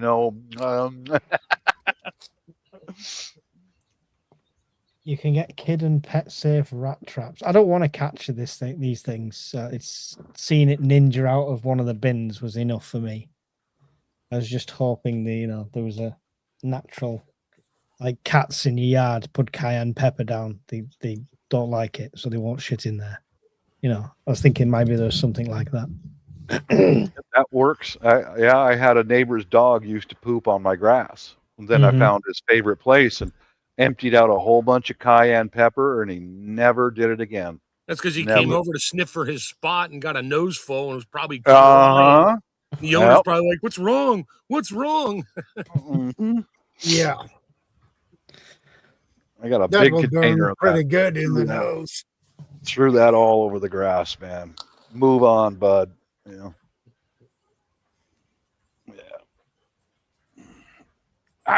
That wife's still not home yet. I swear. She said she's going to go out and get some lunch stuff. I bet she drove all the way out to the Filipino store to get something. Little nut job. Well, you'll know when she gets back and unpacks the bags what she went and bought. Yeah, I can already guess. I can already guess because she's been gone that long. Or she's like my wife, who literally works 2 miles from the house. I can pull her up on the app, and I can tell if she's in the building or out in the parking lot or whatever. And I see her out in the parking lot. I'm like, wait, it's Saturday. You don't park on that side of the building. She's on the other side of the building for like 45 minutes. I finally text her. I'm like, you talking to somebody? She's like, yep, be home in a little while. I'm like, okay. Yeah. She's just out there yapping away. Yapping away. Yep. Oh no, not Filipino food again, hon. Oh no. Say it ain't so. She knows I'm happy if she brings home some lumpia. Here you go, hon. Here's some lumpia. Okay, you're forgiven. No problem. Just get my missus to make mashed potato. That's lumpia. Potatoes? Yeah, when she makes mashed potato, that's lumpia. Oh, yeah, I like that. Yeah. I tell you what, Mike, my wife was kind of shocked with that. She usually makes a big slow cooker full of beef stew just for me. And it was over again and again and again, and it's like, hon, can you just slice up some potatoes and just potatoes? Oh, what about the beef stew? No, hon, just some potatoes. That's it. Mm-hmm. But why? It's got all the carrots and all that. Just, hon, I'm a white guy. I'm Euro American. That's what our gut eats is potatoes. Meat and taters. Potatoes. Yeah. But why? Blah blah blah. I'm saving you some work, okay? Yours is not to reason why. Yeah. Well, it's like she's got the rice, dude. There's 2 rice cookers in my house going 24 hours a day. That's the Asian gut, but Anglo-American potatoes. Yeah. I want to see if I can cook oatmeal in my rice cooker. I've been looking into that. We have a little rice cooker. I make rice for the dog, and then for us when we need it, because it only takes 14 minutes to make 2 cups of rice. Yeah. I mean, I do slow oats with my oatmeal. So soak in overnight. You could just warm that in the rice cooker, right? Nah, you still got to cook it, heat it. Yeah. I don't know. I mean, I got regular steel cut oats. They're not quick oats. And I just want to see if I can put some, put a cup in there, add the water to it, and whatever else I want. I got a rice cooker. My wife finally got one with a stainless pot, not the aluminum pot. Mm-hmm. And I love it. And the magnets don't stick to it. So that's good 308 or something in there. Yeah. And I'll take that crap all day long. And it's easy to clean. So I'm dying. I'm about to look that up later if I can do oatmeal. Because that'd be great for me. I can't see a reason why you wouldn't be able to do it. You know what I mean? It's because the rice cookers shut themselves off when the temperature thermostat reaches a temp, because that means there's pretty much no water left right before it'll brown it a tiny bit on the bottom, but it'll shut itself off, which is and it sits there on warm for however long you want. And would the oatmeal absorb the liquid quicker than rice would? That's probably. See that I don't know, because I usually cook it in a pot, and until it's done and it tastes good. I don't even time it. I just put it in there and slow cook it until it's thick and it's not crunchy anymore. And I'm like, yep, we're good. I can eat that. Yeah. Well, here's a tip to anyone who's cooking rice with a rice cooker.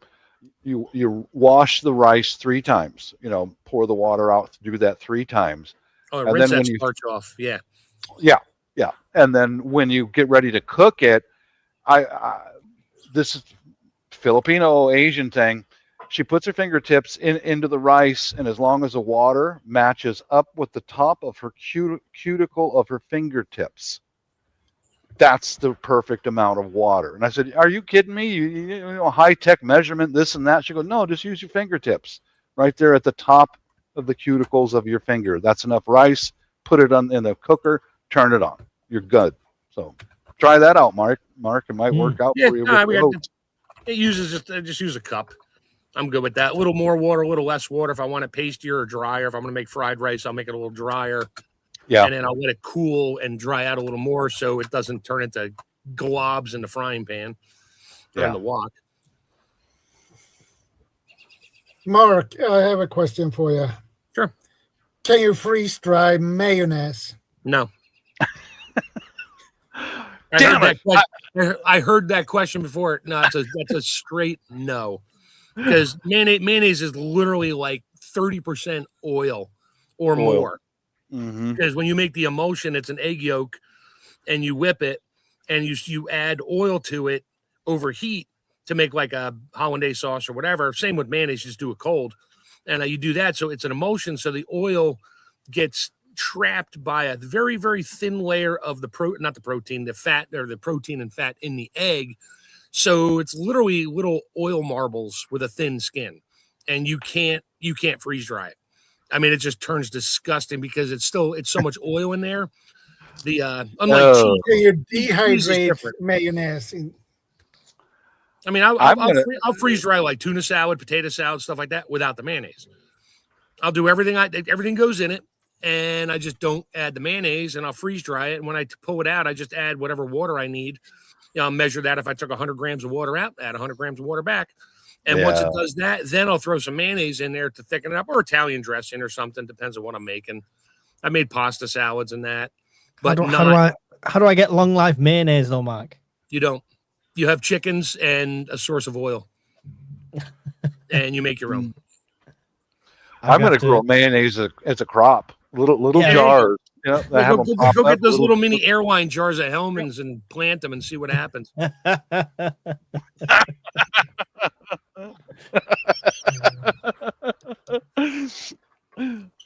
Yeah, sure. When I was young, I grew up on a mayonnaise farm. Now, if you plant a little bottle of organic olive oil and an egg together, then you'll get little mayonnaise blobs on the tree because it'll emulsify in the wood as it grows. Yeah, I can make this shit up as I go. So I've never actually made my own mayonnaise, so maybe that's probably where I should start in trying to do that. Yeah, make your own mayonnaise. It's just egg yolk, lemon juice, and a little bit of water, and some good oil. You use olive oil, it tastes like olive oil. If you use canola oil, it tastes like canola. If you use soybean oil, I wouldn't suggest any of those except for the olive oil. But yeah, you just have to. You don't let it break. You just have to keep whisking it. You can do it in a mixer with a good whisk on it, like a KitchenAid or something. Just get it on high, get those yolks flopping around, and just slowly add the oil. And it's going to come out way thicker than what you want. That's where you add a little bit of water to it, and plus some lemon juice to keep it stable a little bit because of the acid, and then whatever other seasonings you want. I mean, I'll document the first attempt because it will be hilarious, I'm sure.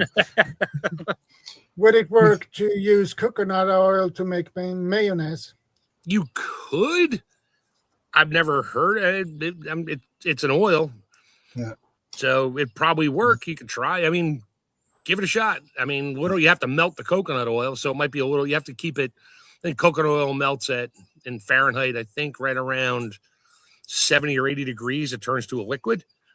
And that's a little warm to make your mayonnaise, but you could do it. You just got to get it in the fridge when you're done. And of course, it's going to firm up real quick because olive oil does not stay liquid in the refrigerator. So not olive oil. I mean, coconut oil. Yeah. You can also use avocado oil too, because they actually sell avocado oil. So, but I found a whole bunch of recipes here earlier using bacon fat or baking oil, they were calling it, to make mayonnaise. Oh, sure. Right, I'm going to attempt to make my own mayonnaise, and we'll see how badly that goes. Yeah, just don't go for the gusto and put in like a half a dozen egg yolks to make a gallon of mayonnaise.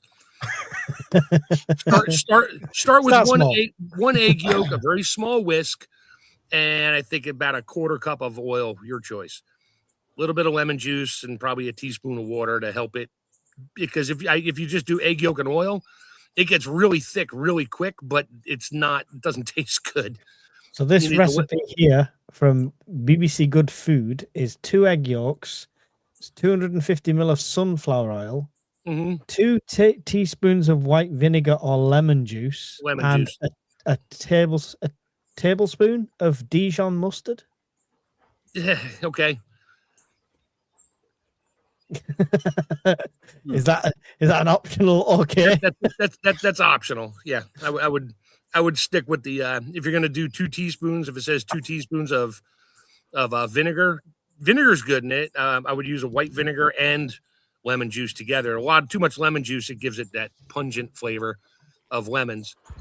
Distilled vinegar. Yeah, it'll work. Uh-huh.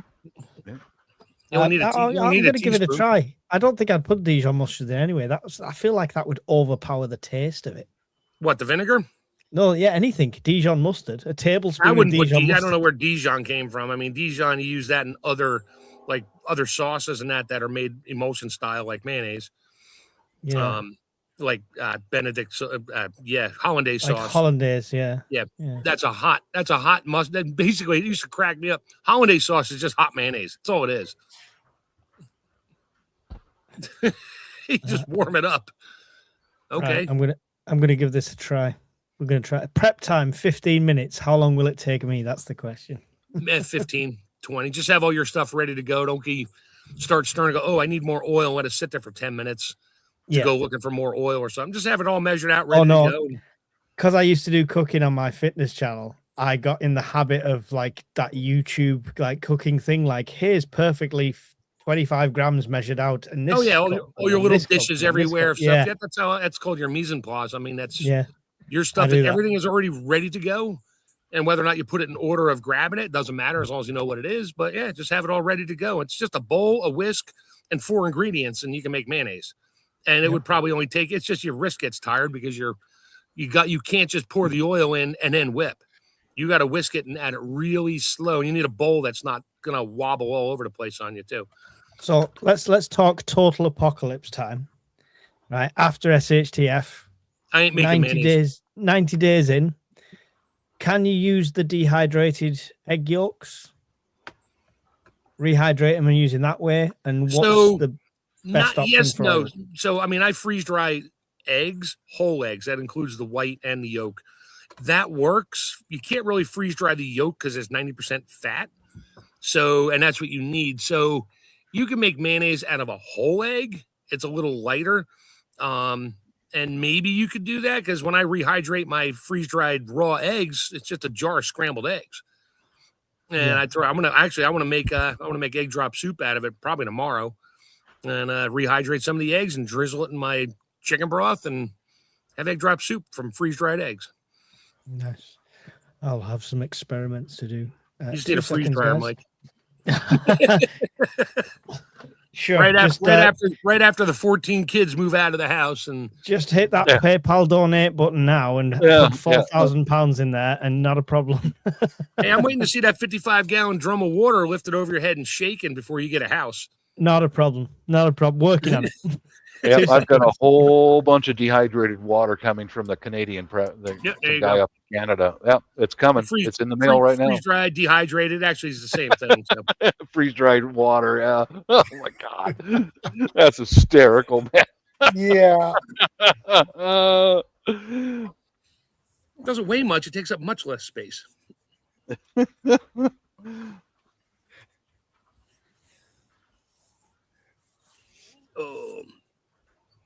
Went up to 65 here today. It was nice. I'm sitting on my deck with a t-shirt on. It's just luxurious. That's why I was late. I had a lot of stuff I needed to get done with good weather. I had to go get my propane refilled and a whole bunch of other stuff. And I'm like, whatever. I'll tell them I'll be up in a little while. I'll probably be up for the last hour, which that worked out. Well, enjoy it because I called up the Air Force and you've got an airstrike inbound. Oh, it's going back down to like 40 again tomorrow. Yeah, it's like going to rain a couple days this week, but next weekend it's going to be close to 70. I probably won't be on next Saturday because I got to drive to Jersey to pick some stuff up for my wife from her father's estate. Gotta go, fellas. Go, fellas. My wife's back home, so good to talk to y'all later. Let us know what she bought you. Bob. And we'll see you later. Later.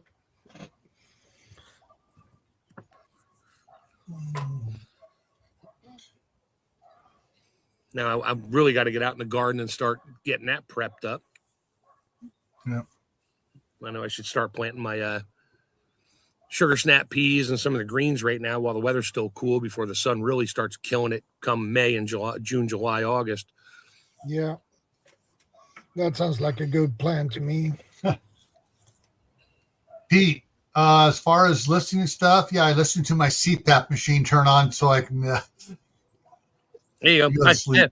I have an air conditioner that runs the fan year round, 3 feet from my head. The white noise from that is great. I don't hear anything else. I'll hear stuff, but not the average background noise out in the neighborhood. Yeah.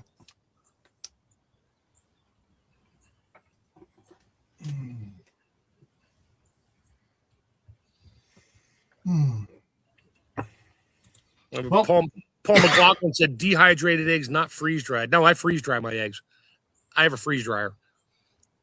Check out the Chef Tech 86 video I popped up there I freeze dried them and then I rehydrated them and then cooked them and ate them on a bunch of short video pictures. Yeah. Okay. I do add some salt to it though. That helps with the freeze drying. That helps with the rehydrating. So they're on the verge of almost too much salt for most people. For me, it's perfect. I just add pepper. I don't have to add salt to it. I just add some pepper to my scrambled eggs and I'm good.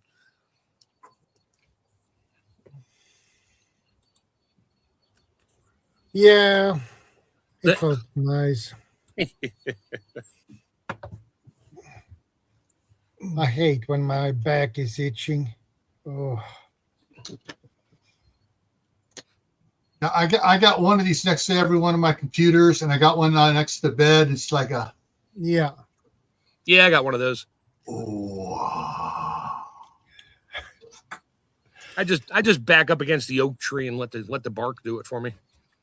Oh, you do the grizzly bear scratcher, Yep. huh? Right through 3 layers of clothing. It works great. That works too. Now, Mark, do you sing blues song while you're doing it? No, I don't. Just the fairness of Yeah. No. Indeed. Little red hen.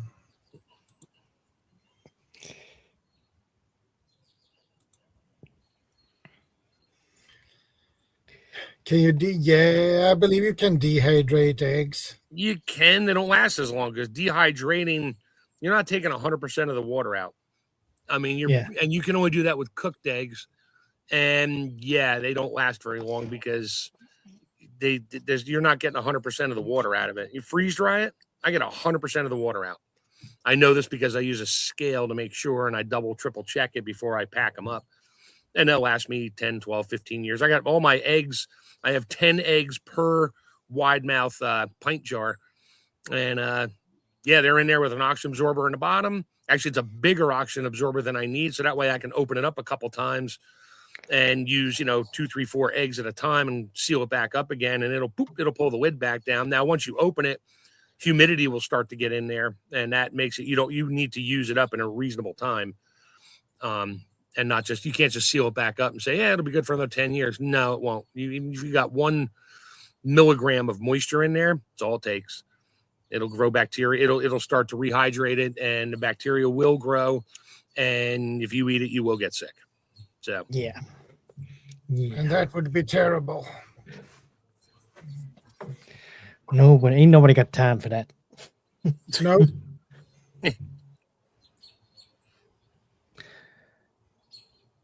I need a haircut. This is starting to look suspiciously like a wig. So I can see the glue. Yeah, there it is. Oh, you got to comb over to the front. Was That's that? new. I remember what movie it was. It was the original Police Academy with Steve Guttenberg at the parking lot. Wiggle alert! Wiggle alert! Wiggle alert! Yeah, doing, doing, doing.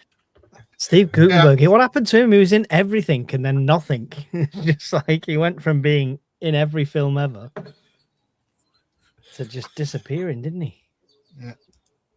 He probably said, "Yeah, I'm done with Hollywood. Let me just move out to the country and do my own thing and leave me alone."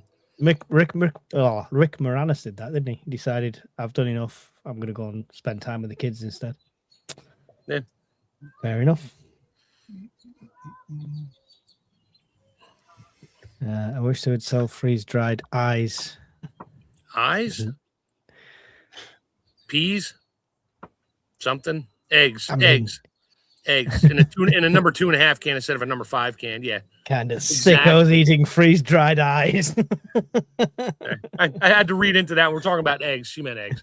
Eggs, not eyes. There you go. Yeah, eggs, not eyes. Freeze-dried eyes. What kind of eyes? The eyes 2 have it. seconds. I've got a delivery. Cow eyes. Cow eyes. Frog's eyes. Yeah. Yeah. Fish eyes. I'll freeze dry the frog's eyes next to the frog's balls. Oh wait, those are the little cabbages. Brussels sprouts.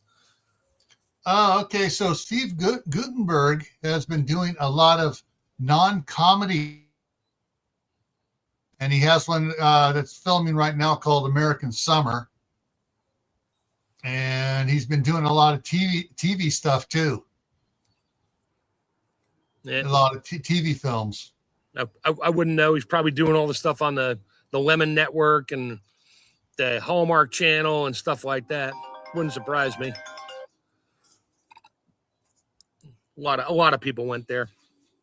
Yeah, Right.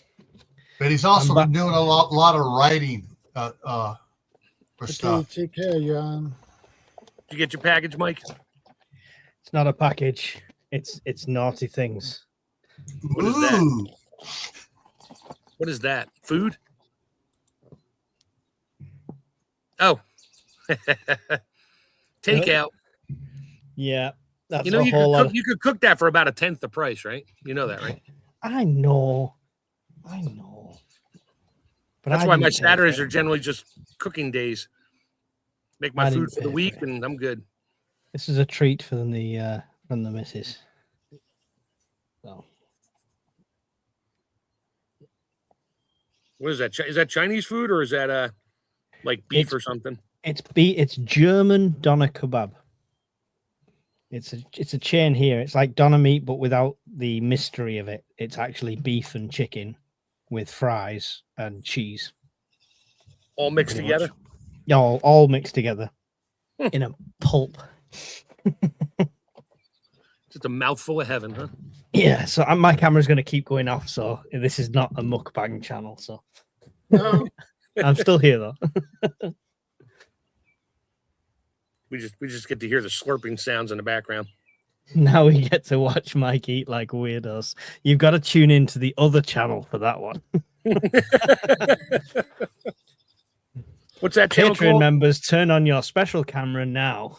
That channel's called. Wait, that channel's called A Mouthful of Goodness. Mike's meaty mouthful. Oh, jeez. I thought that was on OnlyFans. Special edition with cheese. That's your OnlyFans channel, right? Whatever makes the most money, I'm game. That's what she said. Right. Yeah, only food fans. That's good. yeah. I'm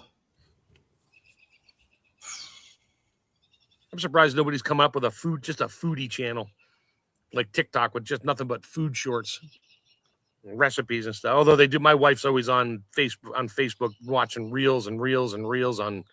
Once she got hooked into one thing, she's there for like 2-3 hours at a stretch just watching these. I'm like, you writing any of this down? No, I learned it. I'm like, what did you watch 2 videos ago? I'm like, yeah, you have no idea. Your brain just went into stasis watching these things for 2-3 minutes at a time. You absolutely can't keep track of it. And you'll be up until midnight and wonder why you feel like shit in the morning. Yep. Yep. My missus is exactly the same. Exactly the same. She gets really excited over something. Oh, look at this. Look at this. And this, look at this theory. And I'm like, yeah, that's a load of crap. And this is why. Then she'll carry on down this rabbit hole. I catch myself in it every now and then. I'm like, oh, that's a cool one. You know, I'll watch one of my own video shorts and I'll swipe up and it's like, oh, that's pretty cool. And then one of Mike's will pop up or Scottish Prep. But then it's all these other ones that start popping in and I'm like watching. Like hour and a half later, I'm like, wow, I have a headache it's past midnight and I got to go to work tomorrow, even though I have work from home. I just get inundated with these young ladies in the forest cutting wood with tops, and they seem to be very cold. That's the videos that keep popping up on mine. Well, all it takes is one or two to watch, and the AI knows what you like, so it's going to keep dumping it on you. Well, you replayed this 27 times, so we think you like it. Yeah, exactly. Yes, but don't tell anyone. That's okay. You just did. So get a hold of your wife's phone and start searching all kinds of prepper videos or stuff like that on her phone, on her Facebook page. Don't tell her, and then let her start scrolling. All of a sudden, she'll be getting prepper videos all the time. Oh, she was fuming because I used her account to subscribe to my channel. She was raging. Oh, geez. It's like, I don't want that kind of suggestions. I'm like, okay, right. Guess it's me that's looking after us in the apocalypse.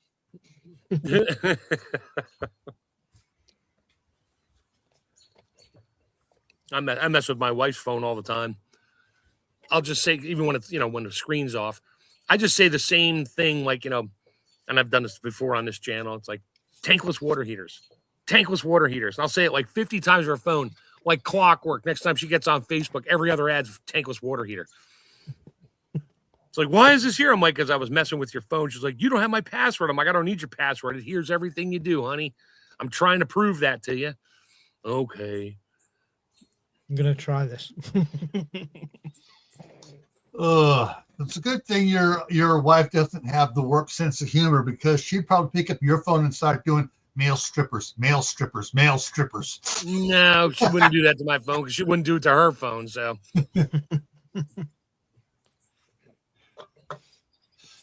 Oh, my missus wouldn't do that because she'd worry I'd leave her for a male stripper. It's like, Mike, why are you leaving? Why, this guy's flexible. Yeah, look at him. Wow. I didn't think he could bend that way. I got to meet him.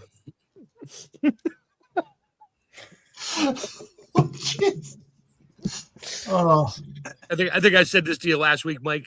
It's a joke. It's like, yeah, my wife told me that my wife wanted me out of the house, said you got to get out, and I'm standing on the front porch, and she hands me my bags and said, I hope you live a miserable life. And I looked at her and said, oh, so you want me to stay? It's a joke, but it's reality. Yeah. Sorry, people are just watching me eat now.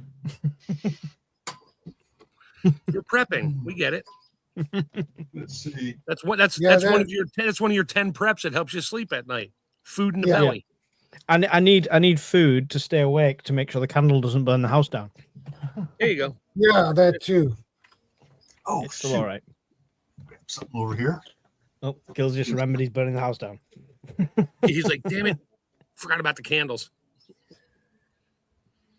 This is really good. Yeah, we will probably notice if smoke comes into. Yeah, you hear one of those 800 smoke alarms going off if something was burning. Yeah. You got to have that many when you have your grandkids over all the time and you're not paying attention to them a lot. Yeah, that sounds like a good idea. I hate when my husband tries to show me dumb videos, especially when I'm reading. Welcome to my world, little redhead. I tried showing my wife my Sofa Survivalist videos, and she just looks at it like, yeah. I'm like, I know. It's a sense of humor thing that pretty much only preppers understand. I try to engage her with the channel, and like, I was like, here's the latest video that I'm just about to release. Just watch it. Let me know if you think it's okay with the editing and stuff like that. And you'll see her like watching it, and about 2 minutes in, she's like, yeah, bored. Because her videos last 2 minutes, so as soon as she's at 2 minutes, that's what they add. That's what they're after these days. Everybody wants these short videos because of the short attention spans we've been forced to have. Yeah. Oh, Gil's got an arrow. Yeah. Something else that makes me sleep better at night. I got a bunch of these. Nice.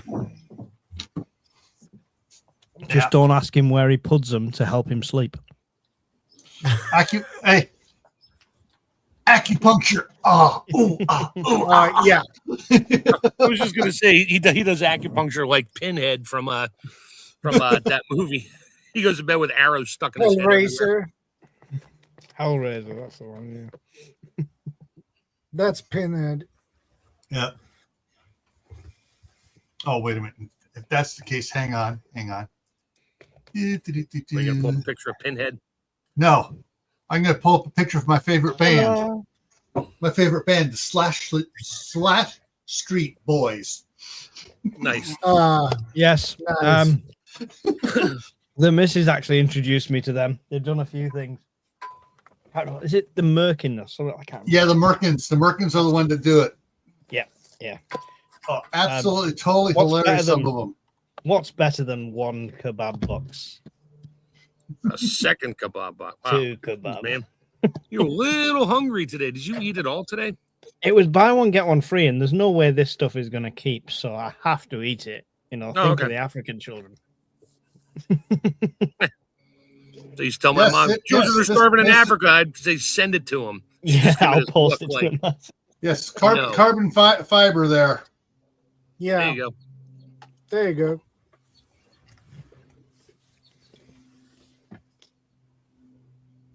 Yeah, these are just the carbon fiber target ones. I got some other ones with my my compound bow that have the carbon fiber with the changeable bits on it, tips on it. Spread it in. A friend of mine got into the crossbows. Like, he has a really, I mean, this thing is heavy duty, and he started making his own bolts. I'm like, what are those? He's like, fiberglass rods. I was like, where'd you get those? He's like, this time in the springtime, he's like, they grow in parking lots all around the county because they use those orange fiberglass poles to mark out the curbs. He's like, yeah. He's like, I grab them everywhere. They're free. Wow. I'm like, okay. He cuts them down the length, puts a tip on it, and puts the fletches on the back. And yep, he puts them in his. He makes them a little shorter because they're a whole lot heavier than the other ones. But man, those things. He shot one at an oak tree. One that was growing. It went in 1.25 inches into this oak tree. And you could not get it out because the thing weighs like 3-4 ounces. It's heavy.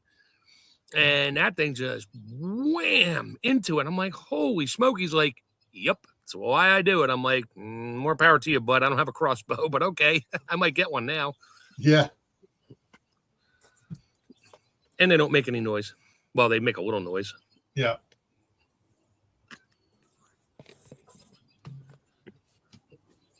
Yeah, I tried. They make a noise when you fire them inside, and they go through the back of the kitchen cupboard and hit all the pans on the way through, going out the other side of the kitchen cupboard because you underestimated the power on it. Just saying. Yeah, you thought it was just going to bounce off the cabinet door, make a dent? No, I had like layers of cardboard. I had like a little old punch bag thing, and it went through all of that. Ooh. Yeah. Oh, that gives you a nice punch on that arrow. Mm-hmm. Yeah. Oh, I'm enjoying this too much. We're all just watching you eat there, Mike. It's all good. Whatever helps you sleep, yeah. CR's not here, so CR would be freaking out right now. Yeah.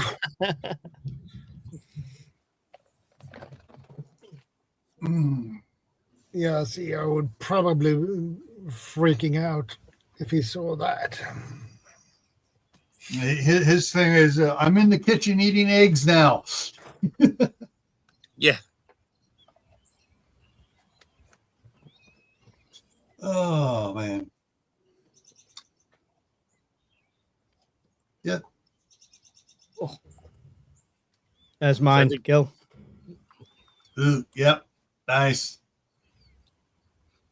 Oh, Yeah, yours is a little bit yours is a little bit thicker than this one. This is the thin one that's for the grandson's 25-pound pull.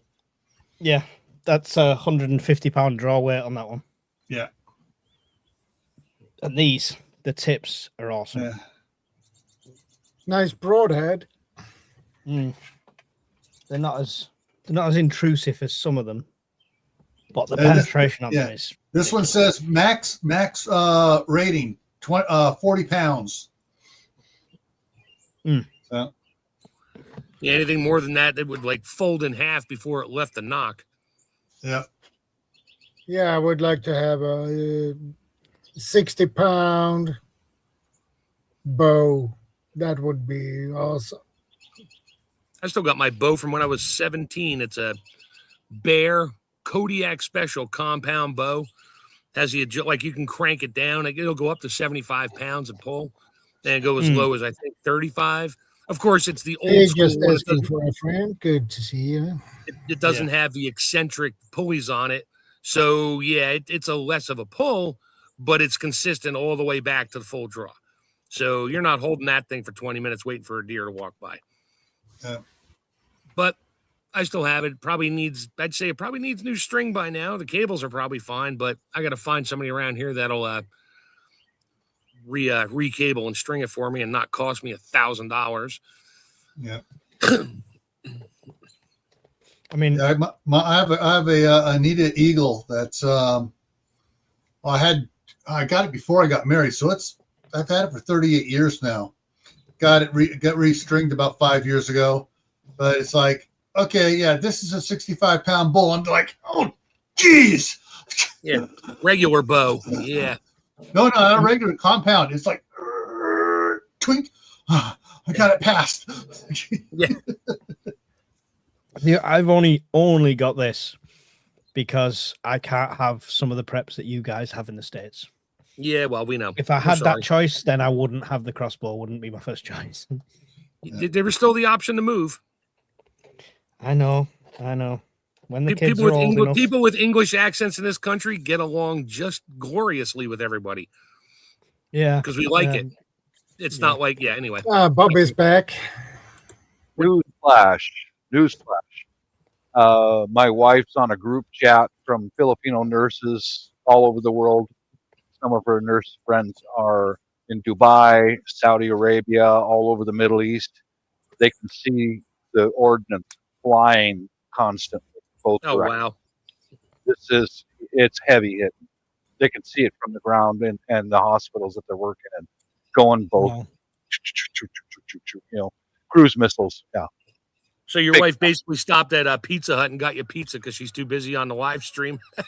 No. She got me some spaghetti, but anyway, yeah. I just want to let you guys know that shit's kicking off big time. That's happening. I can hear the news channel in the house going off constantly. I'm like, whatever. That's information not from the mainstream media. This is from people that my wife went through university with and lived with. Yeah, big time. Wow. Watch. Hold on to your butts. Let's hope it doesn't leave that area. Yep. All I heard, Bob, was your wife is on a call with a bunch of nurses on a video call. My mind went elsewhere when the rest of the conversation carried on. Not gonna lie, I thought that was the start of a different story. No. Well, that would be a better story. Yeah, that'd be a happier story. Yeah, but especially if she said you're not allowed to see what's going on. I'm like, you can't watch. Oh God. Yeah. Oh God. That story, Mark, remember that story I talked about Thursday night about the Secretary of Defense saying he was going to order all the fake pizza and stuff? Yeah. Coincidence, huh? He came out with that on Tuesday or so, talking about that. He's, I'm just going to order a bunch of pizzas so nobody knows what's going on. Yeah, and then a lot of pizzas showed up, so they all thought nothing of it, and then here we are. Yep, Friday night. Bam. Exactly. Bam. There's an emergency United Nations meeting now. Of course there is. You must stop and adhere to our international laws. It's like, no, you can get your UN. How about you move the UN over to Iran? Build your own building over there. Get out of our country. Be right back. Yeah. Yeah. Oh, that's 2 meals gone. Oh, you're going to be out cold here shortly. You better take some Tums or something before you go to bed because you're going to be burping that all night long. I'm washing it down with some fizzy Coke Zero. What could go wrong? Yeah, nothing. Yeah. I do something like that. I lay down. Man, it's like liquid burps coming up. I'm like, nope. I want to either wind up sitting in a chair, sleeping upright, or eating a half a bottle of Tums. I can't eat late anymore, especially if it's tomato sauce based. I love like pastas and that. Mm. Well, it's just about that time. Yeah, we're Yeah. close. Yeah, the big guy in Yeah, Iran 2 was minutes taken. more. What's his name was taken out along with his second in command. I saw that. Allegedly. Allegedly, yeah. Yeah. They're all down in Australia with Elvis, hanging out and partying. Yeah. Yes, that story I'll never get old. And the real Jim Carrey wherever he's gone. And Jim from the Doors. Yeah, that Jim Morrison. Jim Morrison and Elvis Presley are living it up down in Australia somewhere in the outback. Yeah, they're hanging out at Adolf Hitler's house. Yeah. Yeah, that's it. Drinking Down at beer. the South Pole. Yeah, at the South Pole. Yeah. That's from there. Yeah. Only underground only submarine access. It's like, God, that kind of stuff drives me nuts, man. It's the bread and butter of a successful YouTube channel you've just described right there. Yeah. Oh man, I tell you, there's a lot of people just seek that BS out. Oh boy, yeah, the Nazis are hiding down there. Oh, I actually thought me doing that 15-minute city would attract some of them, but the numbers were terrible on it, to be fair. Really? Yeah. Shit, you said 15-minute city. It's like, I ain't even watching that. I appreciate it, Daryl. Maybe I should have made it a 15-minute video for the irony. That's too complicated, Mike. Don't think that much. Just don't think that much. Yeah, just let it go. Just let it go. Here's a 15-minute video of a 15-minute city. Watch, it takes me 15 minutes to walk across town. Look, I'm done. Look, there's the blockades. I'm not allowed to leave. Great. Oh no, it's a force field from the space lasers. It won't let you leave. Yeah. The ULAs, the mounted minigun ULAs cameras. All controlled by Oprah Winfrey. Mm-hmm. Yep. From her bunker down in Hawaii. Yeah. Yeah. Actually, she does own a bunker in Hawaii, but that's besides the point. I told that to one of the baristas, and she grew up in Hawaii, you know, and she reeled back. She goes, "Really, Oprah Winfrey had a locked gate and that killed all these people?" She said, "Oh, BS. I'm a Hawaiian. If there was a locked gate, we'd drive right through it. We'd push it down. I mean, we're not going to get stranded." He said, "Must have been a bunch of tourists or something, you know." Must have been a bunch of shite. Yeah, a bunch of shite. That's the fact. Yeah. I should have ordered 3 meals. Oh, jeez. I'm going for the sofa survivalist figure. Trust me, after those two, give it 20 minutes, you're going to be like, I'll be glad I didn't eat the third one. Your stomach hasn't told the brain that it's full yet. They overstacked the chips and understacked the meat. That was the problem. Meat's expensive and chips are cheap, so you get it's for the flavor. Like Orientals, they in China and that meat is a flavoring. It's not a staple. Yeah. In the States, meat's a staple, not a flavoring. Although that's good flavor. It's the opposite. Yeah. Yeah. That's a fact. Yeah. Well, I'm going to go again, guys. I just wanted to throw that out there. This is a reliable source from people that my wife knows, that there are cruise missiles going in all directions, all over the Middle East. It's almost like, I don't know what to say. I'm just disappointing that they got to go do that stuff. But appreciate the intel and the heads up, Bob. Appreciate it. You're welcome, guys. Peace out. God bless. Hey, see you later. Yep. Well, I think we are on top of the hour, so I think we wrap things up now, guys. So we're going to do another 4 hours. Stay tuned. Sit tight. We've only just begun. No, I'm joking. No.